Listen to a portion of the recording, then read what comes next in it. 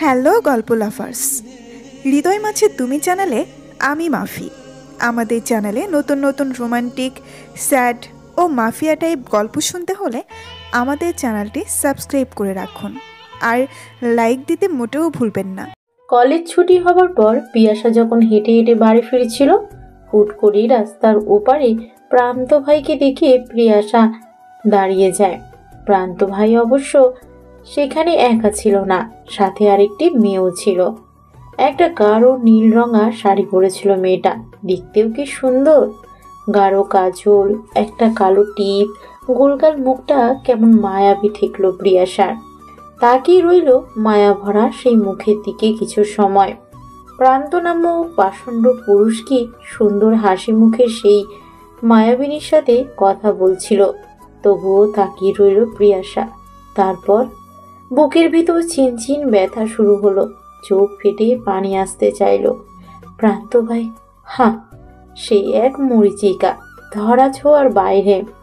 হাতটা দিয়ে ব্যাগটা জোরে খামচে ধরে এলোমেলো পায়ে বাড়ি থেকে হাঁটা ধরল প্রিয়াসা। পাটা নড়বড়ে ঠেকলো, শক্তি পাচ্ছে না বোধ হয়। মনে হয় হুট করেই পড়ে যাব। আচ্ছা, এখন যদি সে ব্ল্যাক আউট হয় তাহলে তাকে বাড়িকে পৌঁছে দেবে? আসলেই তাকে বাড়িতে পৌঁছে দেবে তো? যদি না দেয়? না বাপু, কার মনে কি আছে কেই জানে। এসব উদ্ভট চিন্তা ভাবনা করতে করতে বাড়ির সামনে এসে প্রিয়াসা থামলো। তারপর বাড়ির ভিতরে ঢোকার আগে আশেপাশে তাকিয়ে গালে হাত দিল, কেমন ভেজা ভেজা ঠেকলো। তাই ঝট করে ব্যাগটা পিঠ থেকে এনে ওয়াটার বোতলটা বের করে মুখে পানি ছিটা দিয়ে বাড়ির মধ্যে ঢুকলো। বাসায় প্রবেশ করতেই দেখলো প্রীতি ড্রয়িং রুমে বসে আছে। প্রীতি প্রিয়াসার বড় বোন। সে হয়তো হবু বরের জন্য অপেক্ষা করছে। কিছুদিনের মধ্যে ঘরোয়াভাবে বিয়ের আয়োজন করে প্রীতির বিয়ে, তাই হয়তো শপিং এ যাবে। মেয়েটা এত মিষ্টি, প্রিয়াসাকে দেখে মিষ্টি এক হাসি উপহার দিল। তাই প্রীতির হাসির বিনিময় প্রিয়াসাও একটি হাসি উপহার দেওয়ার চেষ্টা করলো। তারপর দ্রুত কদমে হেঁটে এসে নিজের রুমে ঢুকে ব্যাগটা বিছানায় রেখে শুয়ে চোখ বন্ধ করে একটা বড় শ্বাস নিতেই থমকে গেল। চোখে ভেসে উঠল সেই দৃশ্য, প্রান্ত ভাই, পিয়াসার খালাতো ভাই। কিন্তু তার পিয়াসার সাথে দেখা হয়েছে হাতে গোনা কয়েকবার। কিছুদিন আগেই কানাডা থেকে ফিরল। পড়ালেখা ওখানেই, পড়ালেখা শেষ, তাই ফিরে এসেছে। এখানে তো পরিচিত কেউ থাকার কথা নয়। তাহলে মেয়েটা কে? এসব চিন্তা পিয়াসা মাথা থেকে ফেলতে পারছিল না। টেস্ট পরীক্ষার রেজাল্ট দিয়ে দিয়েছে কিছুদিন আগে, এখন বোর্ড পরীক্ষার জন্য প্রস্তুতি নেওয়ার পালা। কিন্তু এমন হলে বিপদ হয়ে যাবে। এত ঝামেলা কেন যে জীবন থেকে শেষ হয় না। তার মধ্যে প্রান্ত নামের এক লোক এসে ঘাড়ে চেপে বসেছে প্রিয়াসার। তাই না পারছে নামাতে, না পারছে বাকি কোনো কিছুতে ঠিক মতো মন দিতে। প্রিয়াসা? হ্যাঁ মা, ভেতরে এসো। পাপড়ি বেগম ঘরে এসে বিছানায় বসে প্রিয়াসার দিকে তাকিয়ে বলল, এই বাবুনি, শোন না, একটু খালামুনির বাসায় জানা, এই সুজির হালুয়াটা দিয়ে আয়। এই প্রান্তটা না সুজির হালুয়া খেতে কি যে পছন্দ করে, ছেলেটা যে সেই কবে বাসায় এলো। বলেই হতাশ শ্বাস নিল পাপড়ি বেগম। পিয়াসা মায়ের আহ্লাদি কণ্ঠ শুনে চোখ মুখ কুচকালো। ওই লোকের জন্য সে খালামুনির বাসায় যাবে না? ওই লোক প্রিয়াসার দিকে ঘুরেও তাকায় না, আর এদিকে প্রিয়াসা ঢ্যাং ঢ্যাং করে প্রান্তর সামনেই ঘুরোঘুরি করে। খালামুনি বাসায় যাওয়ার কথা উঠলেই প্রিয়াসা সবার আগে দৌড়ে আসতো। আর সেখানে প্রিয়াসার এমন আচরণ ঠিক বুঝে উঠতে পারল না পাপড়ি বেগম। তবে মেয়েকে কিছু জিজ্ঞেস করলো না। বড় মেয়ে পুতুল হলে এটা জম, একটা কথা জিজ্ঞেস করলে 10টা উত্তর দেবে, তাও সব তেরা। এই মেয়ে যে পাপড়ি বেগমের, মাঝে মাঝে তার নিজেরই বিশ্বাস হয় না পাপড়ি বেগমের। তাই কথা চেপে গেলেন। বুঝলো পিয়াসাকে বলে লাভ হবে না, আজকে পিয়াসা যাবে না। তাই আবারও মন খারাপ করে রান্নাঘরে চলে গেলেন। ছেলেটাকে না দিয়ে খেলে গলা দিয়ে যে খাবার নামবে না, এটা কি বোঝে না সবাই? মায়ের চলে যাওয়ার দিকে বড় একটা দীর্ঘশ্বাস ফেলে প্রিয়াসা পিছনে পিছনে এসে বলল, কোথায় বাটি? পাপড়ি বেগমের মুখে হাসি ফুটলো যেন। মুখটা হাসি হাসি করে বলল, তুই যাবি সোনা? প্রিয়াসা যথাসাধ্য চেষ্টা করে গম্ভীর কণ্ঠে বলে। হুম। পাপড়ি বেগমের মুখের হাসি আরো গাঢ় হলো মনে হলো। তাড়াতাড়ি করে সে দুটো বক্স ধরিয়ে দিল প্রিয়াসার হাতে। দুটো বাটি দেখে বুঝতে না পেরে মায়ের দিকে তাকালেই পাপড়ি বেগম চওড়া হাসি দিয়ে বলল, হাঁসের মাংসের ঝোল করেছি, ও তো সেটাও পছন্দ করে, তাই ভাবলাম তুই তো যাচ্ছিস, ওগুলো দিয়াই, ও এসব খুব পছন্দ করে।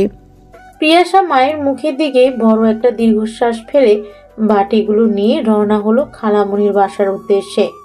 আগের মতো বাসায় আসিস না কেন আশা? পলি বেগমের কথা শুনে প্রিয়াসার হাত থামে। বেচারি আচার খাচ্ছিল। প্রান্তদের বাড়ি আসবে আর খালামণির আচার খাবে না, তা কখনো হয়েছে কিনা তা পলি বেগম বা প্রিয়াসা জানে না। প্রিয়াসা কিছু সময় আগেই এ বাড়িতে এসেছিল। এ বাড়ি থেকে তাদের বাড়ির পথ ওয়াকিং ডিস্টেন্স, তাই আসা যাওয়াটা কোনো অসুবিধা ভোগ করতে হয় না এবং কোনো ঝামেলাও নেই। তবে যত যাই হোক, এ বাড়ি থেকে ও বাড়ির মানুষ কেউই ঘন ঘন যাওয়া আসা করেন না। আর ওই দিন প্রান্তকে মেয়েটির সাথে দেখে প্রিয়াসা অভিমানে এই বাসায় আসে না। যে মেয়ে সারাদিন খালার বাসায় যাওয়ার জন্য মুখিয়ে থাকে, সে ওই বাড়ির নাম অবধি নেয় না। এতে নিজের মা খালার অবশ্য অবাক হয়েছে তা বোঝা যায়, তবে তারা তো প্রকাশ করেনি। পাপড়ি বেগম জানে মেয়ে তার খালার নেউটা, তবে হুট করে এমন বদলটা ঠিক কেউই হজম করতে পারছে না। প্রিয়াসা তার খালার দিকে কিছু সময় তাকিয়ে থেকে হাতের বাটিটা টেবিলে রাখলো। তারপর সোফায় হেলান দিয়ে সিলিংয়ের দিকে তাকিয়ে দীর্ঘশ্বাস ছেড়ে ওভাবে বসে থাকলো। প্রিয়াসা এমন আচরণের মানে বুঝলো না পলি বেগম, তবে এমন ব্যবহারে ভরকেছে খুব। সে কিছুটা দূরত্ব কমিয়ে এনে বঞ্চির পানে চায়, তারপর বলে, আরে আশা, কিছু হয়েছে তোর? তোকে এমন লাগছে কেন? আমাকে বল তো। প্রিয়াসা নিষ্পাপ দৃষ্টি দিয়ে খালার দিকে তাকালো, মনে মনে বলল, আহারে খালামণি, তুমি আমার না হওয়া শাশুড়ি, তোমার ছেলে এসব কি করে বসলো? তোমার চোখে কি চোখ নেই? আমি কি সুন্দর না? ওই মেয়ের কাছেই কেন যাওয়া লাগলো তোমার ছেলের? কিন্তু কিছু বলার আগেই হন্তদন্ত পায়ে বাড়ির ভিতর ঢুকলো প্রান্ত। কিন্তু ড্রয়িং রুমে কারো অস্তিত্ব পেয়ে হুট করে দাঁড়িয়ে ডাইরেক্ট সেই মানুষটার দিকে তাকালো। দেখলো ওখানে প্রিয়াসা আর পলি বেগম বসে আছে। তাই সে প্রিয়াসার দিকে তাকিয়ে বলল, কিরে, এখানে কি? পড়ালেখা নাই? পরীক্ষা রেখে এখানে কি? যা বাড়ি যা। প্রিয়াসার কপাল কুঁচকে গেল। এটা কি আসলেই খালামণির ছেলে? এমন তিত করলার মতো কথা মানুষের হয়? ছি, কথার কি ছিরি। কিন্তু কিছু বলার আগেই পলি বেগম বলে উঠল, নুয়াইশির এসব কেমন কথা? প্রিয়াসা তোমার জন্য সুজির হালুয়া আর হাঁসের মাংস এনেছে, তাই তো এলো মেয়েটা। কতদিন পর যে ওকে দেখলাম, এমন ধমকাচ্ছ কেন? পলি বেগমের কথা শুনে প্রান্ত কপাল কুঁচকে প্রিয়াসাকে বলল। তুই রান্না জানিস? প্রিয়াসা মিনমিনি কণ্ঠে বলে। না। প্রিয়াসার এমন উত্তরে প্রান্ত পলি বেগমের দিকে তাকিয়ে হিসিয়ে বলল, লেট মি কারেন্ট ইট মম। ওটা তোমার বোনের মেয়ে নয়, বোন রেঁধেছে, ও জাস্ট দিতে এসেছে। এমন ঠান্ডা অপমানে প্রিয়াসার চোখ মুখ লাল হয়ে উঠল, তবে কিছু বলতে পারল না। প্রান্ত নিজের কথাটুকু শেষ করে ওখান থেকে চলে গিয়েছে, তাই বলার মতো কেউই রইল না। প্রিয়াসা ঘুরে খালামণির দিকে তাকালো। পলি বেগমও পরিস্থিতি সামলাতে একটু হাসার চেষ্টা করলো, পারলো কিনা সে জানে না। ছেলেটা যে কার মতো হয়েছে, কথায় কথায় সবাইকে অপমান করে। আর প্রিয়াসাকে দেখলে তখন যেন তার একটাই প্রধান কাজ, তা হলো কিভাবে প্রিয়াসাকে উল্টোপাল্টা কথা বলে রাগানো বা কান্না করানো।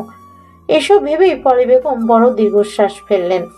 প্রীতির হবু শ্বশুরবাড়িতে মানুষ বলতে রেহান এবং তার মা থাকে, কিন্তু রাতে রেহানের মা রাশিদা বেগম স্ট্রোক করে ওয়াশরুমে পড়ে যায় এবং মাথা ফেটে অনেক ব্লাড লস করে। এসব শুনে প্রিয়াসাদের বাড়ি থেকে মানুষ যাবে। যেহেতু প্রিয়াসার বাবা বিজনেস করে, তাই সে এখন দেশের বাহিরে। বাসায় আর কোনো ছেলে মানুষ নেই, তাই পাপড়ি বেগম দিক দিশা ভুলে রাত 3টের দিকে প্রান্তকে কল করে আসতে বলে। প্রান্তের আসতে 20 মিনিটের মতো সময় লেগেছে। এদিকে প্রীতির অবস্থাও খুব একটা ভালো নয়। 3 বছরের প্রেমের সম্পর্ক। রাশিদা বেগমের সাথে প্রীতির সম্পর্ক খুবই ভালো, তাই রাশিদা বেগমের এমন অবস্থার কথা শুনে প্রীতির কান্না থামানো যাচ্ছে না। এদিকে প্রান্ত আসার পর হসপিটালে প্রীতির সাথে পাপড়ি বেগম গেলে প্রিয়াসার সাথে থাকবে কে, এই ঝামেলায় পড়তে হয়। এদিকে পলি বেগমের পায়ের হাড়ের ব্যথাও বেড়েছে, তাই সে আসতে পারবে না, এবং প্রান্তের ছোট বোন নুসাইবাও আসতে পারবে না, কারণ মায়ের পাশাপাশি একজন থাকা লাগে। সব কি আর প্রান্তের বাবা নাদিম সাহেব করতে পারবে? তাই এবারও ঠিক করলো প্রিয়াসা পৃথিবীর সাথে হসপিটালে যাবে। তাদের হসপিটালে পৌঁছতে প্রায় আনুমানিক সময় 4টা। হসপিটালে যেয়ে রেহানকে তারা অপারেশন থিয়েটারের বাহিরে পায়। রেহানের অবস্থাও বেগতিক। একা একজন ছেলে। রেহানের বাবা কলেজে পড়া অবস্থায় মারা যায়, তাই আপন বলতে রেহানের মাই রয়েছেন। তাই রেহানের অবস্থা খুব বেশি না হলেও পাপড়ি বেগম রেহানের মনের অবস্থা বুঝেছেন। পাপড়ি বেগম প্রীতিকে রেহানের কাছে যেতে বলে প্রান্তের কাছে ফিরে আসে। প্রান্ত করিডোরের শেষ মাথায় বসেছিল। মাকে চলে যেতে দেখে প্রিয়াসাও বোনকে প্রাইভেসি দিতে মায়ের পিছনে চলে এসে প্রান্তকে বেঞ্চে বসা তার কর্নারে বসে পড়ে। প্রান্ত চোখ বুজেছিল। যখন বুঝলো বেঞ্চে কেউ বসেছে, তখন চোখ খুলতে পাপড়ি বেগমকে দেখে। প্রান্তকে ওনার দিকে তাকাতে দেখে পাপড়ি বেগম বলল, এভাবে তো বসে থাকা যায় না। জানিসই তো আবার সাথে সাথে আমারও কোমরের ব্যথাটা বেড়েছে। দেখ তো কোনো কেবিনের ব্যবস্থা করতে পারিস কিনা। খালার কথা শুনে প্রান্ত মাথা নাড়িয়ে স্বীকৃতি দিয়ে উঠে যায়। আর একদিকে প্রিয়াসাও ঘুমে ঢুলুঢুলু হয়ে ঢলে পড়ে মায়ের উপরে। প্রিয়াসা বেগম মেয়ের দিকে তাকিয়ে এক হাতে জড়িয়ে নিল। শুধু শুধু ছোট মেয়েটা কষ্ট করছে, এসব ভাবতে ভাবতে একটা দীর্ঘশ্বাস ছেড়ে চোখ বুঝে। কিছু সময় পর প্রান্ত এসে পাপড়ি বেগমকে জানায় সে কেবিন পেয়েছে। এতে পাপড়ি বেগম একটু স্বস্তি পায়, কিন্তু ততক্ষণে প্রিয়াসা গভীর ঘুমে। তাই প্রান্ত প্রিয়াসাকে দেখে বলে, খালামণি তুমি যাও, ওকে আমি দেখে নেব। পাপড়ি বেগম প্রান্তের মুখের দিকে তাকিয়ে বলে, পারবি তো? কোনো প্রয়োজন পড়লে কল দিও। পাপড়ি বেগম চলে যেতেই প্রান্ত প্রিয়াসার পাশের সিটে বসে ওর মাথাটা প্রান্তের কাঁধে রাখে। কিন্তু মানুষ বদল হবার কারণে প্রিয়াসা একটু নড়ে চড়ে বসে প্রান্তকে জড়িয়ে ধরে আবারও ঘুম দেয়। এদিকে এভাবে জড়িয়ে ধরায় প্রান্তের অস্বস্তি হয়। একটু অপেক্ষা করে এক হাত দিয়ে ওর মাথাটা সরিয়ে সরাসরি দাঁড়িয়ে যায়। প্রিয়াসার মাথাটা ওই বেঞ্চে রেখে হাত ধরে এক টান দেয় এবং বলে, হসপিটালে ঘুমাতে এসেছিস? তাহলে বাসায় যা। প্রান্তের এমন রূঢ় ভাবে বলার এই আচরণ এবং জোরে হাত টানার কারণে প্রিয়াসার ঘুম উড়ে যায়। সে কিছুটা ধরপড়িয়ে উঠে যায়। তারপর অবাক চোখে প্রান্তের দিকে তাকায়। এদিকে প্রান্ত চোয়াল শক্ত করে অন্যদিকে তাকিয়ে আছে। কি হয়েছে প্রিয়াসা তো বুঝেইনি। এমন জোরে ডাকা বা এভাবে হাত ধরে টানায় মেয়েটা সেই ব্যথা পেয়েছে, সাথে ভয়ও পেয়েছে প্রান্তের এমন আচরণে। আশেপাশে তাকিয়ে মাকে না দেখতে পেয়ে আবারও প্রান্তের দিকে তাকিয়ে বলে, মা কোথায় প্রান্ত ভাই? কিন্তু তখনও প্রান্ত ওর দিকে তাকায় না, শুধু বলে কেবিনে গেছে এবং কোথায় আছে সেটা বলে দেয়। বলে দিতেই ও চলে যায়। প্রিয়াসা চলে যেতেই প্রান্ত বেঞ্চে ধপ করে বসে কিছু সময় পর পকেট হাতড়িয়ে সিগারেট বের করে, মুখে নিয়ে কিছু সময় তাকিয়ে থাকে সামনের ঘরের দিকে। একটু পরে ফজরের আজান দিবে। তারপর কি যেন ভাবলো, সে জানে না। উঠেছে করিডোরের মাথায় এসে দাঁড়িয়ে মুখে সিগারেট ধরায়। তারপর একের পর এক টানে পরপর 2টি সিগারেট শেষ হতেই নিজের পেছনে কারো অস্তিত্ব টের পেতেই হুট করে পিছনে ঘুরে তাকায়। এবারও বেচারি পিয়াসা ওর এমন হুট করেই ঘোরার কারণে ঘাবড়িয়ে যায়। তবু নিজেকে শান্ত করে হাতের কফিটা বাড়িয়ে দিয়ে বলে, মা পাঠিয়েছে আপনার জন্য। প্রান্ত কপাল কুঁচকে তাকিয়ে থাকে। হাতের কাপটা নিতেই প্রিয়াসাও চলে যায়। প্রিয়াশা চলে যাওয়ার দিকে তাকিয়ে থেকে প্রান্ত কাপে চুমুক বসায়। সকাল 7টার সময় সবাইকে রাশিদা বেগমের সাথে দেখা করার পারমিশন দেয়, কিন্তু ডাক্তার বলে দেয় সে যেন বেশি কথা না বলে। সেই দিকে খেয়াল করে সবাই রাশিদা বেগমের সাথে একটু একটু কথা বলে। তারপর রাশিদা বেগমের শরীরের কথা চিন্তা করে ঠিক করে আগে যেহেতু সামনের সপ্তাহে প্রীতি শুধু কাবিন করার কথা ছিল, পরে উঠিয়ে দিবে, কিন্তু রাশিদা বেগমের শরীর এখন আগের মতো থাকবে না। তাই তারা ঠিক করে একই দিনে রেহান আর প্রীতির একই দিনে বিয়ে হবে এবং সেদিনই উঠিয়ে দিবে। আর এই পরামর্শ প্রান্তই রাখে, যেহেতু ভাই বলতে বা পুরুষ বলতে এখন সেই আছে, এবং পাপড়ি বেগমও তার স্বামী আজাদ সাহেবের সাথে কথা বলেছেন, সেও দ্বিমত পোষণ করেননি। তাই এক কথায় পাপড়ি বেগম রাজি হয়ে যায়, এবং সেই ব্যাপারে রাশিদা বেগম যেহেতু অসুস্থ, তাই রেহানের সাথে কথা বলে রেহানও অনুমতি প্রদান করে। দু পরিবারের কথা শুনে প্রান্ত একটু আশ্বস্ত হয়, যাক একটু হলেও সমস্যাটা কাটিয়ে ওঠা যাবে। এই ব্যাপারে সব ক্লিয়ার হয়ে গেলে পাপড়ি বেগম ও প্রিয়াশাকে বাসায় পাঠিয়ে দেয় এবং হসপিটালে থেকে যায় রেহান, প্রীতি আর প্রান্ত। আর হসপিটালে খাবার যেহেতু অতটা খাবার যোগ্য নয়, আর প্রীতিও বাহিরের খাবার খেতে পারে না, তাই পাপড়ি বেগম বাসায় এসে রান্না করে প্রতিবেলা পাঠাবেন বলেছেন। তাই তো প্রিয়াশাকে নিয়ে সে তাড়াতাড়ি বাসায় চলে আসে, কারণ সে রান্না করে দিলে প্রিয়াশাকে হসপিটালে দিয়ে আসতে হবে। মেয়েদের সামনে পরীক্ষা, মনের বিয়ে, আবার হসপিটাল, বেচারির অবস্থা খারাপ। 3 দিনের পরেই রেহানার মাকে হসপিটাল থেকে রিলিজ করা হয় এবং তারপর থেকে বিয়ে তোড়জোড় শুরু হয়ে যায়। যেহেতু আগে শুধু কাবিন করার কথা ছিল, কিন্তু এখন ব্যাপারটা বদলেছে, তাই আরো কিছু কেনাকাটা করার জন্য আজকে শপিং মলে যেতে হবে। আজকে মেহেন্দি, কালকে হলুদ, তারপর পরশু বিয়ে। এখন রেহানের যেহেতু একটু মায়ের দিকে খেয়াল রাখতে হচ্ছে, তাই সে হাতে কিছু সময় নিয়ে এসে প্রীতি এবং প্রিয়াশাকে মলে নিয়ে যাবে বলে জানায়। কিন্তু রেহান আসার পরে পাপড়ি বেগম আরো অনেক লিস্ট ধরিয়ে দিয়ে নুসাইবা আর প্রান্তকে ওদের সাথে যেতে বলে, কিন্তু কিছু কারণে নুসাইবা যাবে না বলে দেয়, তাই প্রান্তকে যেতেই বলে। মলে আসার পর প্রীতি আর রেহানদের প্রাইভেসি দেওয়ার জন্য প্রান্ত প্রিয়াশাকে বলে, আমার সাথে আয়, আমরা লিস্টের জিনিসগুলো কিনে আনি আর ওরা ওদের মতো যাক। প্রান্তের সাথে ও একা থাকবে, সময় কাটাতে পারবে, এর থেকে বড় কথা আর কিছু নেই। আর কিছু না ভেবেই ও রাজি হয়ে প্রীতিদের থেকে অন্যদিকে চলে আসে। লিস্ট অনুযায়ী সব খোঁজাখুঁজি করে কিনে নেয়। এদিকে প্রীতিদের কেনাকাটা হয়ে গেল, প্রিয়াশার বাকি ছিল, তাই ব্যাগগুলো প্রীতিদের সাথে পাঠিয়ে দিয়ে প্রান্ত এবং প্রিয়াশা থেকে যায়। ওরা যেতেই প্রিয়াশা বলে সে কিছু শাড়ি নেবে, তাই প্রান্ত কিছু না বলে শুধু সম্মতি জানিয়ে প্রিয়াশাকে নিয়ে যেয়ে 4টা শাড়ি নিয়ে টুকিটাকি জিনিস কিনে বের হতে না হতেই দুপুর গড়িয়ে বিকেল হয়ে যায়। কিন্তু ওদের খাওয়া হয়নি, তাই মলের পাশেই একটা রেস্টুরেন্টে যেয়ে ওরা বসে।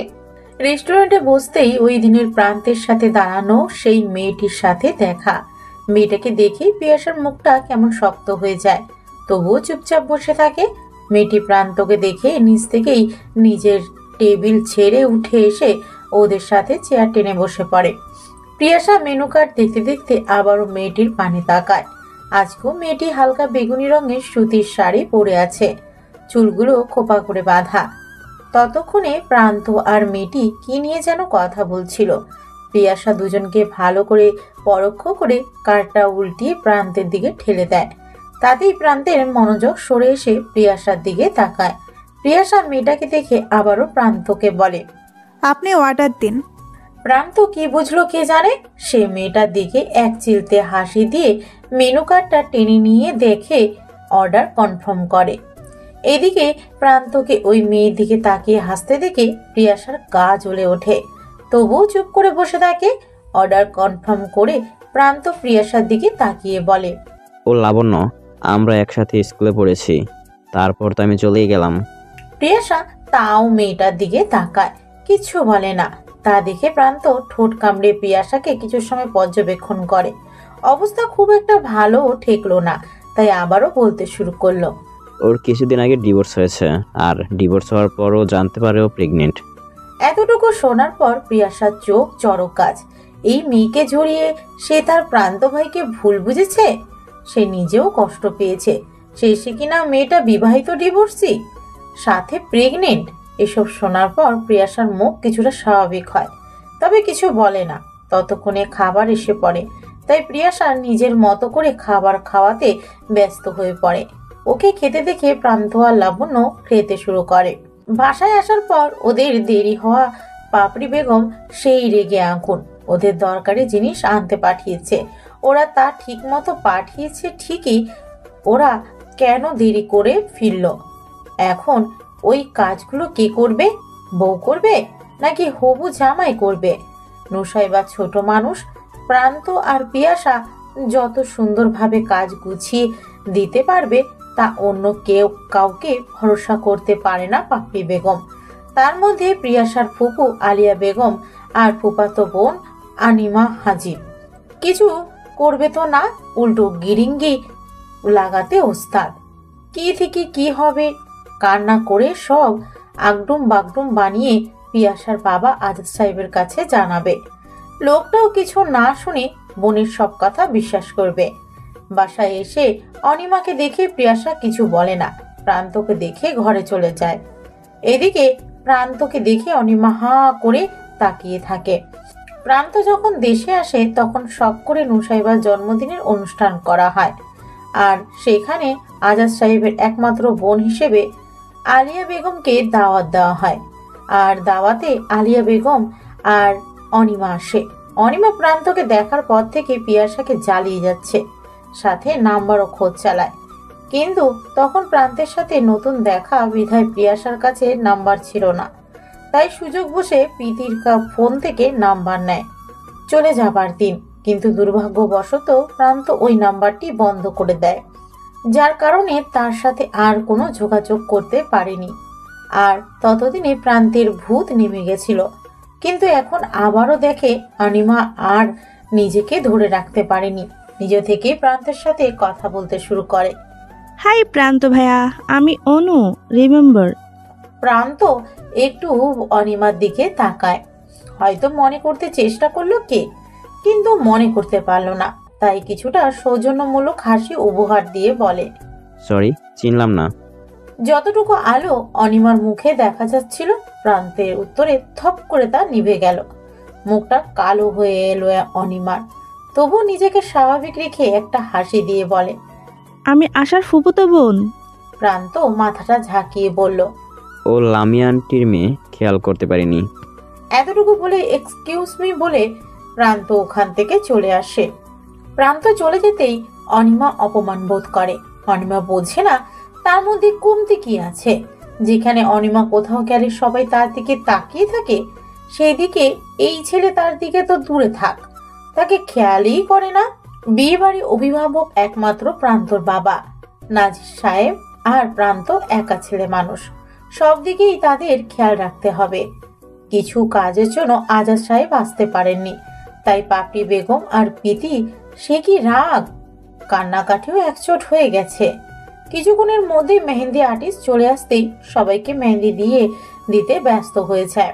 প্রিয়াসা মেহেন্দি দিতে বসবে, ঠিক সেই সময় কোথা থেকে প্রান্ত এসে হাজির। কালো টি শার্টটা ঘামে জবজবে হয়ে আছে, সাথে মুখটা কেমন লাল হয়ে গেছে। হাতে একটা টিস্যু, ওটা দিয়ে কপাল মুছতে মুছতে বলে, এই যা তো, লেবু দিয়ে ঠান্ডা পানির শরবত নিয়ে আয়। প্রিয়াসা ভেবেছিল হয়তো নুসাইবাকে বলেছে, তাই সে আশেপাশে তাকায়, কিন্তু নুসাইবাকে না দেখে ভাবে প্রীতিকে তো বলবে না, কারণ সে বউ। তাহলে কি? চকিতে প্রিয়াসা প্রান্তের মুখের দিকে তাকায়। এতে সে আরো বিরক্ত, কপাল কুচকে বলে, কিরে, কি বলেছি শুনিসনি? তাকিয়ে আছিস কেন? যা, একটু ঠান্ডা শরবত নিয়ে আয়। প্রিয়াসার খুশি দেখে কি মনটা খুশিতে লাফিয়ে উঠল, সাথে সেও নাচতে নাচতে শরবত আনতে চলে গেল। এসব কিছু কেউ খেয়াল না করলেও মিসেস ব্রাইট টুবি প্রীতি সব খেয়াল করছে। সে অবশ্য কিছুদিন ধরে এগুলো খেয়াল করেছে, ছোট বোন তাই জিজ্ঞেস করতে পারছে না, তাই আবারও চুপ করে মেহেন্দি দেয়, মনোযোগ দেয়। প্রিয়াসা চলে যেতে খানিকক্ষণ পরে অনিমা সেখানে উপস্থিত হয়। প্রান্ত তখন ফোনে ব্যস্ত। ওকে সেখানে দেখে সে কি খুশি, তাই অনিমা এগিয়ে যায় প্রান্তর দিকে। তারপর একটা চেয়ার টেনে বসে পড়ে। অনিমা বসতেই প্রান্ত মাথা তুলে তাকায়। কিছু বলার পূর্বে সেখানে প্রিয়াশার শরবত নিয়ে হাজির। শরবতটা কোনো রকম খেয়ে প্রান্ত সেখান থেকে উঠে চলে যায়। এদিকে অনিমা কিছুই বুঝলো না, প্রিয়াশার দিকে তাকিয়ে বলে, তোর এই ভাইটা এমন কেন রে? প্রিয়াশাও অবুঝের মতো জিজ্ঞেস করে। কেমন আপা? প্রিয়াশার এমন উত্তরে অনিমা হতাশ হয়ে উঠে চলে যায়। এদিকে প্রিয়াশাও হেসে দেয় এই ভেবে, যাই হোক এই শাকচুনিকে প্রান্ত ভাই পাত্তা দেয়নি। ওকে ওভাবে একা একা হাসতে দেখে প্রীতি ওকে ডাক দিয়ে বলে, এই নাবিলা, এভাবে পাগলের মতন একা একা হাসছিস কেন? এখানে আয়, মেহেন্দি দিবি। প্রীতির কথা শুনে চুপ করে মাথা নাড়িয়ে ও পাশে যেয়ে বসে। কিছুক্ষণ বাদে রেহানদের বাড়ি থেকে রেহানদের বন্ধুমহল এবং কাজিন মহল এসে হাজির হয়। কারণ যেহেতু অল্প সময়ে বিয়ে, তাই হলুদটাও রাতের মধ্যে হবে। আগামীকাল বিয়ে। ছেলের বাড়ি থেকে অনেক মানুষ এসেছে। যেহেতু রাশিদা বেগম অসুস্থ এবং একা, তাই প্রীতিদের বাড়ি থেকে সিদ্ধান্ত দেওয়া হয়েছে যাতে হলুদের অনুষ্ঠানটা একই সাথে করা হয়। মূলত রাশিদা বেগমের উপর বোঝা চাপাতে চাইছে না প্রীতিদের বাড়ি থেকে। একা একজন মহিলা মানুষ কত দূর আর সামলেই উঠবেন, সাথে আবার অসুস্থ। তাই ওরা পরামর্শ করে ঠিক করেছে ওদের বাড়িতেই অনুষ্ঠান হবে। রেহানের বন্ধু শুভ, ছেলেটা সেই যে প্রিয়াশার পিছনে পড়েছে, কোনোভাবেই তাকে ছাড়ানো যাচ্ছে না। প্রিয়াশা যেদিকে যায় সেদিকে যাচ্ছে। এগুলো এত সময় খেয়াল না করলেও এখন নিজের মাঝে কেমন অস্বস্তিতে রূপ নেয়। তাই সব কাজ রেখে প্রিয়াশা পাশে একটা চেয়ার বসে পড়ে। লোকটা হয়তো এই রকম কোনো সুযোগই খুঁজছিল। প্রিয়াশা বসতে সে এসে পাশে চেয়ার টেনে বসে পড়ে।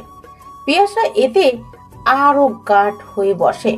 লোকটা ইনিয়ে বিনিয়ে এই ওই প্রশ্ন করে। প্রিয়াশা ভদ্রতা সূচক হু হাতেই প্রশ্নের জবাব করার চেষ্টা করছে, কিন্তু ততক্ষণেও প্রিয়াশা লোকটার মুখের দিকে তাকায়নি। আরে নাবিল যে, এখানে বসে কি করছো? প্রিয়াশা নিজের নামের সাথে নারীকণ্ঠ থেকে ভেসে আসা প্রশ্নের মালিকের দিকে তাকাতেই লাবণ্যকে দেখতে পায়। লাবণ্যকে এখানে দেখে কিছুটা অবাক হয়, কারণ অনুষ্ঠানে লাবণ্যের আসাটা প্রায় অসম্ভব ব্যাপার। তবুও সম্ভব হতেই পারে, কে জানে। তাই প্রিয়াশা এতটা মাথা না ঘামিয়ে চেয়ার থেকে উঠে হেসে লাবণ্যের কাছে যেয়ে বলে, একটু জিরাচ্ছিলাম আপু, আপনি এখানে? রুয়াইশিনী ইনভাইট করলো, তাই ভাবলাম চলে আসি। আর ওই সময় তো তোমার সাথে কথাও হলো না, তাই তো কথা বলে তোমার কাছে এলাম। ও আচ্ছা। আবারও পাশের চেয়ারটা টেনে লাবণ্যকে বলে, বসুন আপু। লাবণ্য চুপচাপ তার পাশেই বসে। ততক্ষণে শুভ নামের ছেলেটা চলে গিয়েছে। তা দেখে প্রিয়াশা কিছুটা স্বস্তি পায়, কিন্তু স্বস্তি আর জুটলো না বেচারির কপালে। ও চেয়ারে বসতে না বসতেই কোথা থেকে প্রান্ত এসে হাজির। কাউকে কিছু না বলে এদিক সেদিক না দেখেই সে একটা চেয়ার টেনে প্রিয়াশার বরাবর বসে। তা দেখে প্রিয়াশা অবাক হলেও লাবণ্যের মুখটা স্বাভাবিক। প্রান্তকে এভাবে এত কাছে বসতে দেখে প্রিয়াশা আশেপাশে তাকিয়ে বলে, কিছু হয়েছে প্রান্ত? পরেরটুকু বলতে পারলো না বেচারি। তা আগেই ওর মুখের কথাটুকু কেড়ে প্রান্ত বলে, এত সময় ওই ছেলের পাশে বসেছিলি কেন? প্রিয়াশা কিছুটা অবাক হয় এবং অবাক হয়েই বলে, কোন ছেলে? ওই যে তোর পাশে বসা ছিল, চিনিস না নাকি জানিস না কোনটা? একটা অপরিচিত ছেলের সাথে বসেছিলে, আবার আমাকে জিজ্ঞেস করছিস কোন ছেলে? বেশি ডানা গজিয়েছে? তাহলে বল, তোর বাপকে বলে বিয়ে দিয়ে দিই। হঠাৎ এমন রুড আচরণে বেচারি প্রিয়াশার বোধগম্য হলো না। তবে মন খারাপ সাথে চোখ থেকে জল ঠিকই পড়ল। তা দেখে লাবণ্য টিস্যু বের করে প্রিয়াশার দিকে বাড়িয়ে কিছুটা ধমকের সুরে বলে প্রান্তকে বলল, থাম বলছি, কি সব যাতা বলছিস? আজকে একটা অনুষ্ঠানের দিন, মেয়েটা কি সুন্দর করে সেজেছে, সুন্দর লাগছে। তুই এভাবে বলে ওকে কাঁদাতে পারিস না। আরে ও যথেষ্ট বুঝদার মেয়ে, তুই ওকে খেয়াল করিসনি। লোকটা নিজ থেকেই হয়তো যে কথা বলছিল, আমি ওর মুখ দেখেই বুঝেছি, তাই তো আমি ওর কাছে এলাম। প্রান্ত চুপ রইল, আর কিছু বলল না। কিন্তু এদিকে প্রিয়াশার অবস্থা আকাশ থেকে মাটিতে ধপাস করে পড়ার মতো। সে কান্না বাদ দিয়ে প্রান্ত আর লাবণ্যের দিকে তাকাচ্ছে আর টিস্যুটা হাতে দিয়ে ধরে রেখেছে। তা দেখে লাবণ্য নিজেই টিস্যু দিয়ে প্রিয়াসার চোখ মুছে দিতে লাগলো। এদিকে লাবণ্যের কথা হয়তো কাজে লেগেছে, তাই আর কিছুই বলেনি প্রান্ত, উঠে চলে গেছে। ও চলে যেতে প্রিয়াসা বলে, আপনার আগে থেকেই দেখেছেন? লাবণ্য মাথা নাড়ালো, মানে তারা দেখেনি। তাই প্রিয়াসা আবারও বোকার মতো লাবণ্যকে প্রশ্ন করে, তাহলে প্রান্ত ভাই আমাকে ওভাবে ধমকালো কেন? ওর প্রশ্ন করার ধরন দেখে লাবণ্য হেসে দেয়। তা দেখে কিছুটা বিব্রত বোধ করে প্রিয়াসা। নিজের হাসিটা কোনো মতো থামিয়ে দিয়ে প্রিয়াসার চুল ঠিক করে দিতে দিতে লাবণ্য বলে, আমি আর নোয়াশির ছোটবেলার বন্ধু ছিলাম, আর স্কুলের পুরোটার সময় একসাথে কাটিয়েছি। পরে তো ও কানাডা চলে গেল, কথা ছিল কলেজের পরে আমিও যাব। কলেজ শেষ করলাম, দুর্ভাগ্যবশত পরীক্ষা দিয়ে বাসায় এসে শুনি আমার বিয়ে। খুব জোর করে বিয়ে দিয়ে দেওয়া হলো। অনেকভাবে চেষ্টা চালিয়েছি, হলো না, শেষে বিয়েটা করে নিতেই হয়েছে। আর যাওয়াও হলো না। তারপর স্বামীর সংসার নিয়েছিলাম, আর যোগাযোগও হয়নি। আবার আমার স্বামীকে কনফারেন্স করে লেখাপড়ায় ফিরি। লোকটার ব্যাপারে আমি অজানা অনেক কিছু জানতাম, তাই হয়তো লেখাপড়া করিয়েছে। তারপরও তো এতগুলো বছর পর আবারও ওর সাথে দেখা। ও একটু বদলায়নি। ও কখনো নিজের জিনিসের দিকে অন্য কারো দৃষ্টি দেওয়াটা পছন্দ করতো না, এখনো করে না। বলেই লাবণ্য থেমে প্রিয়াসার দিকে তাকালো। প্রিয়াসা চুপচাপ লাবণ্যকে দেখছিল, তবে কোনো কথা থেকে কোন কথা বলেছে তা কিছুই বোঝেনি। তাই চুপই থাকাটা ভালো মনে করে চুপ রইল। কিরে, তোরা এখানে বসে আছিস কেন? আর খাবি? তাড়াহুড়োর মধ্যে কথাটা বলেই পলি বেগম কোথা থেকে এসে আবারও চলে গেলেন। সে চলে যেতেই লাবণ্য উঠে দাঁড়ালো। তা দেখে প্রিয়াসা উঠে লাবণ্যকে ধরে সাহায্য করলো। যেহেতু প্রেগনেন্সির সময় চলছে, তাই তাড়াহুড়ো না করাটাই ভালো।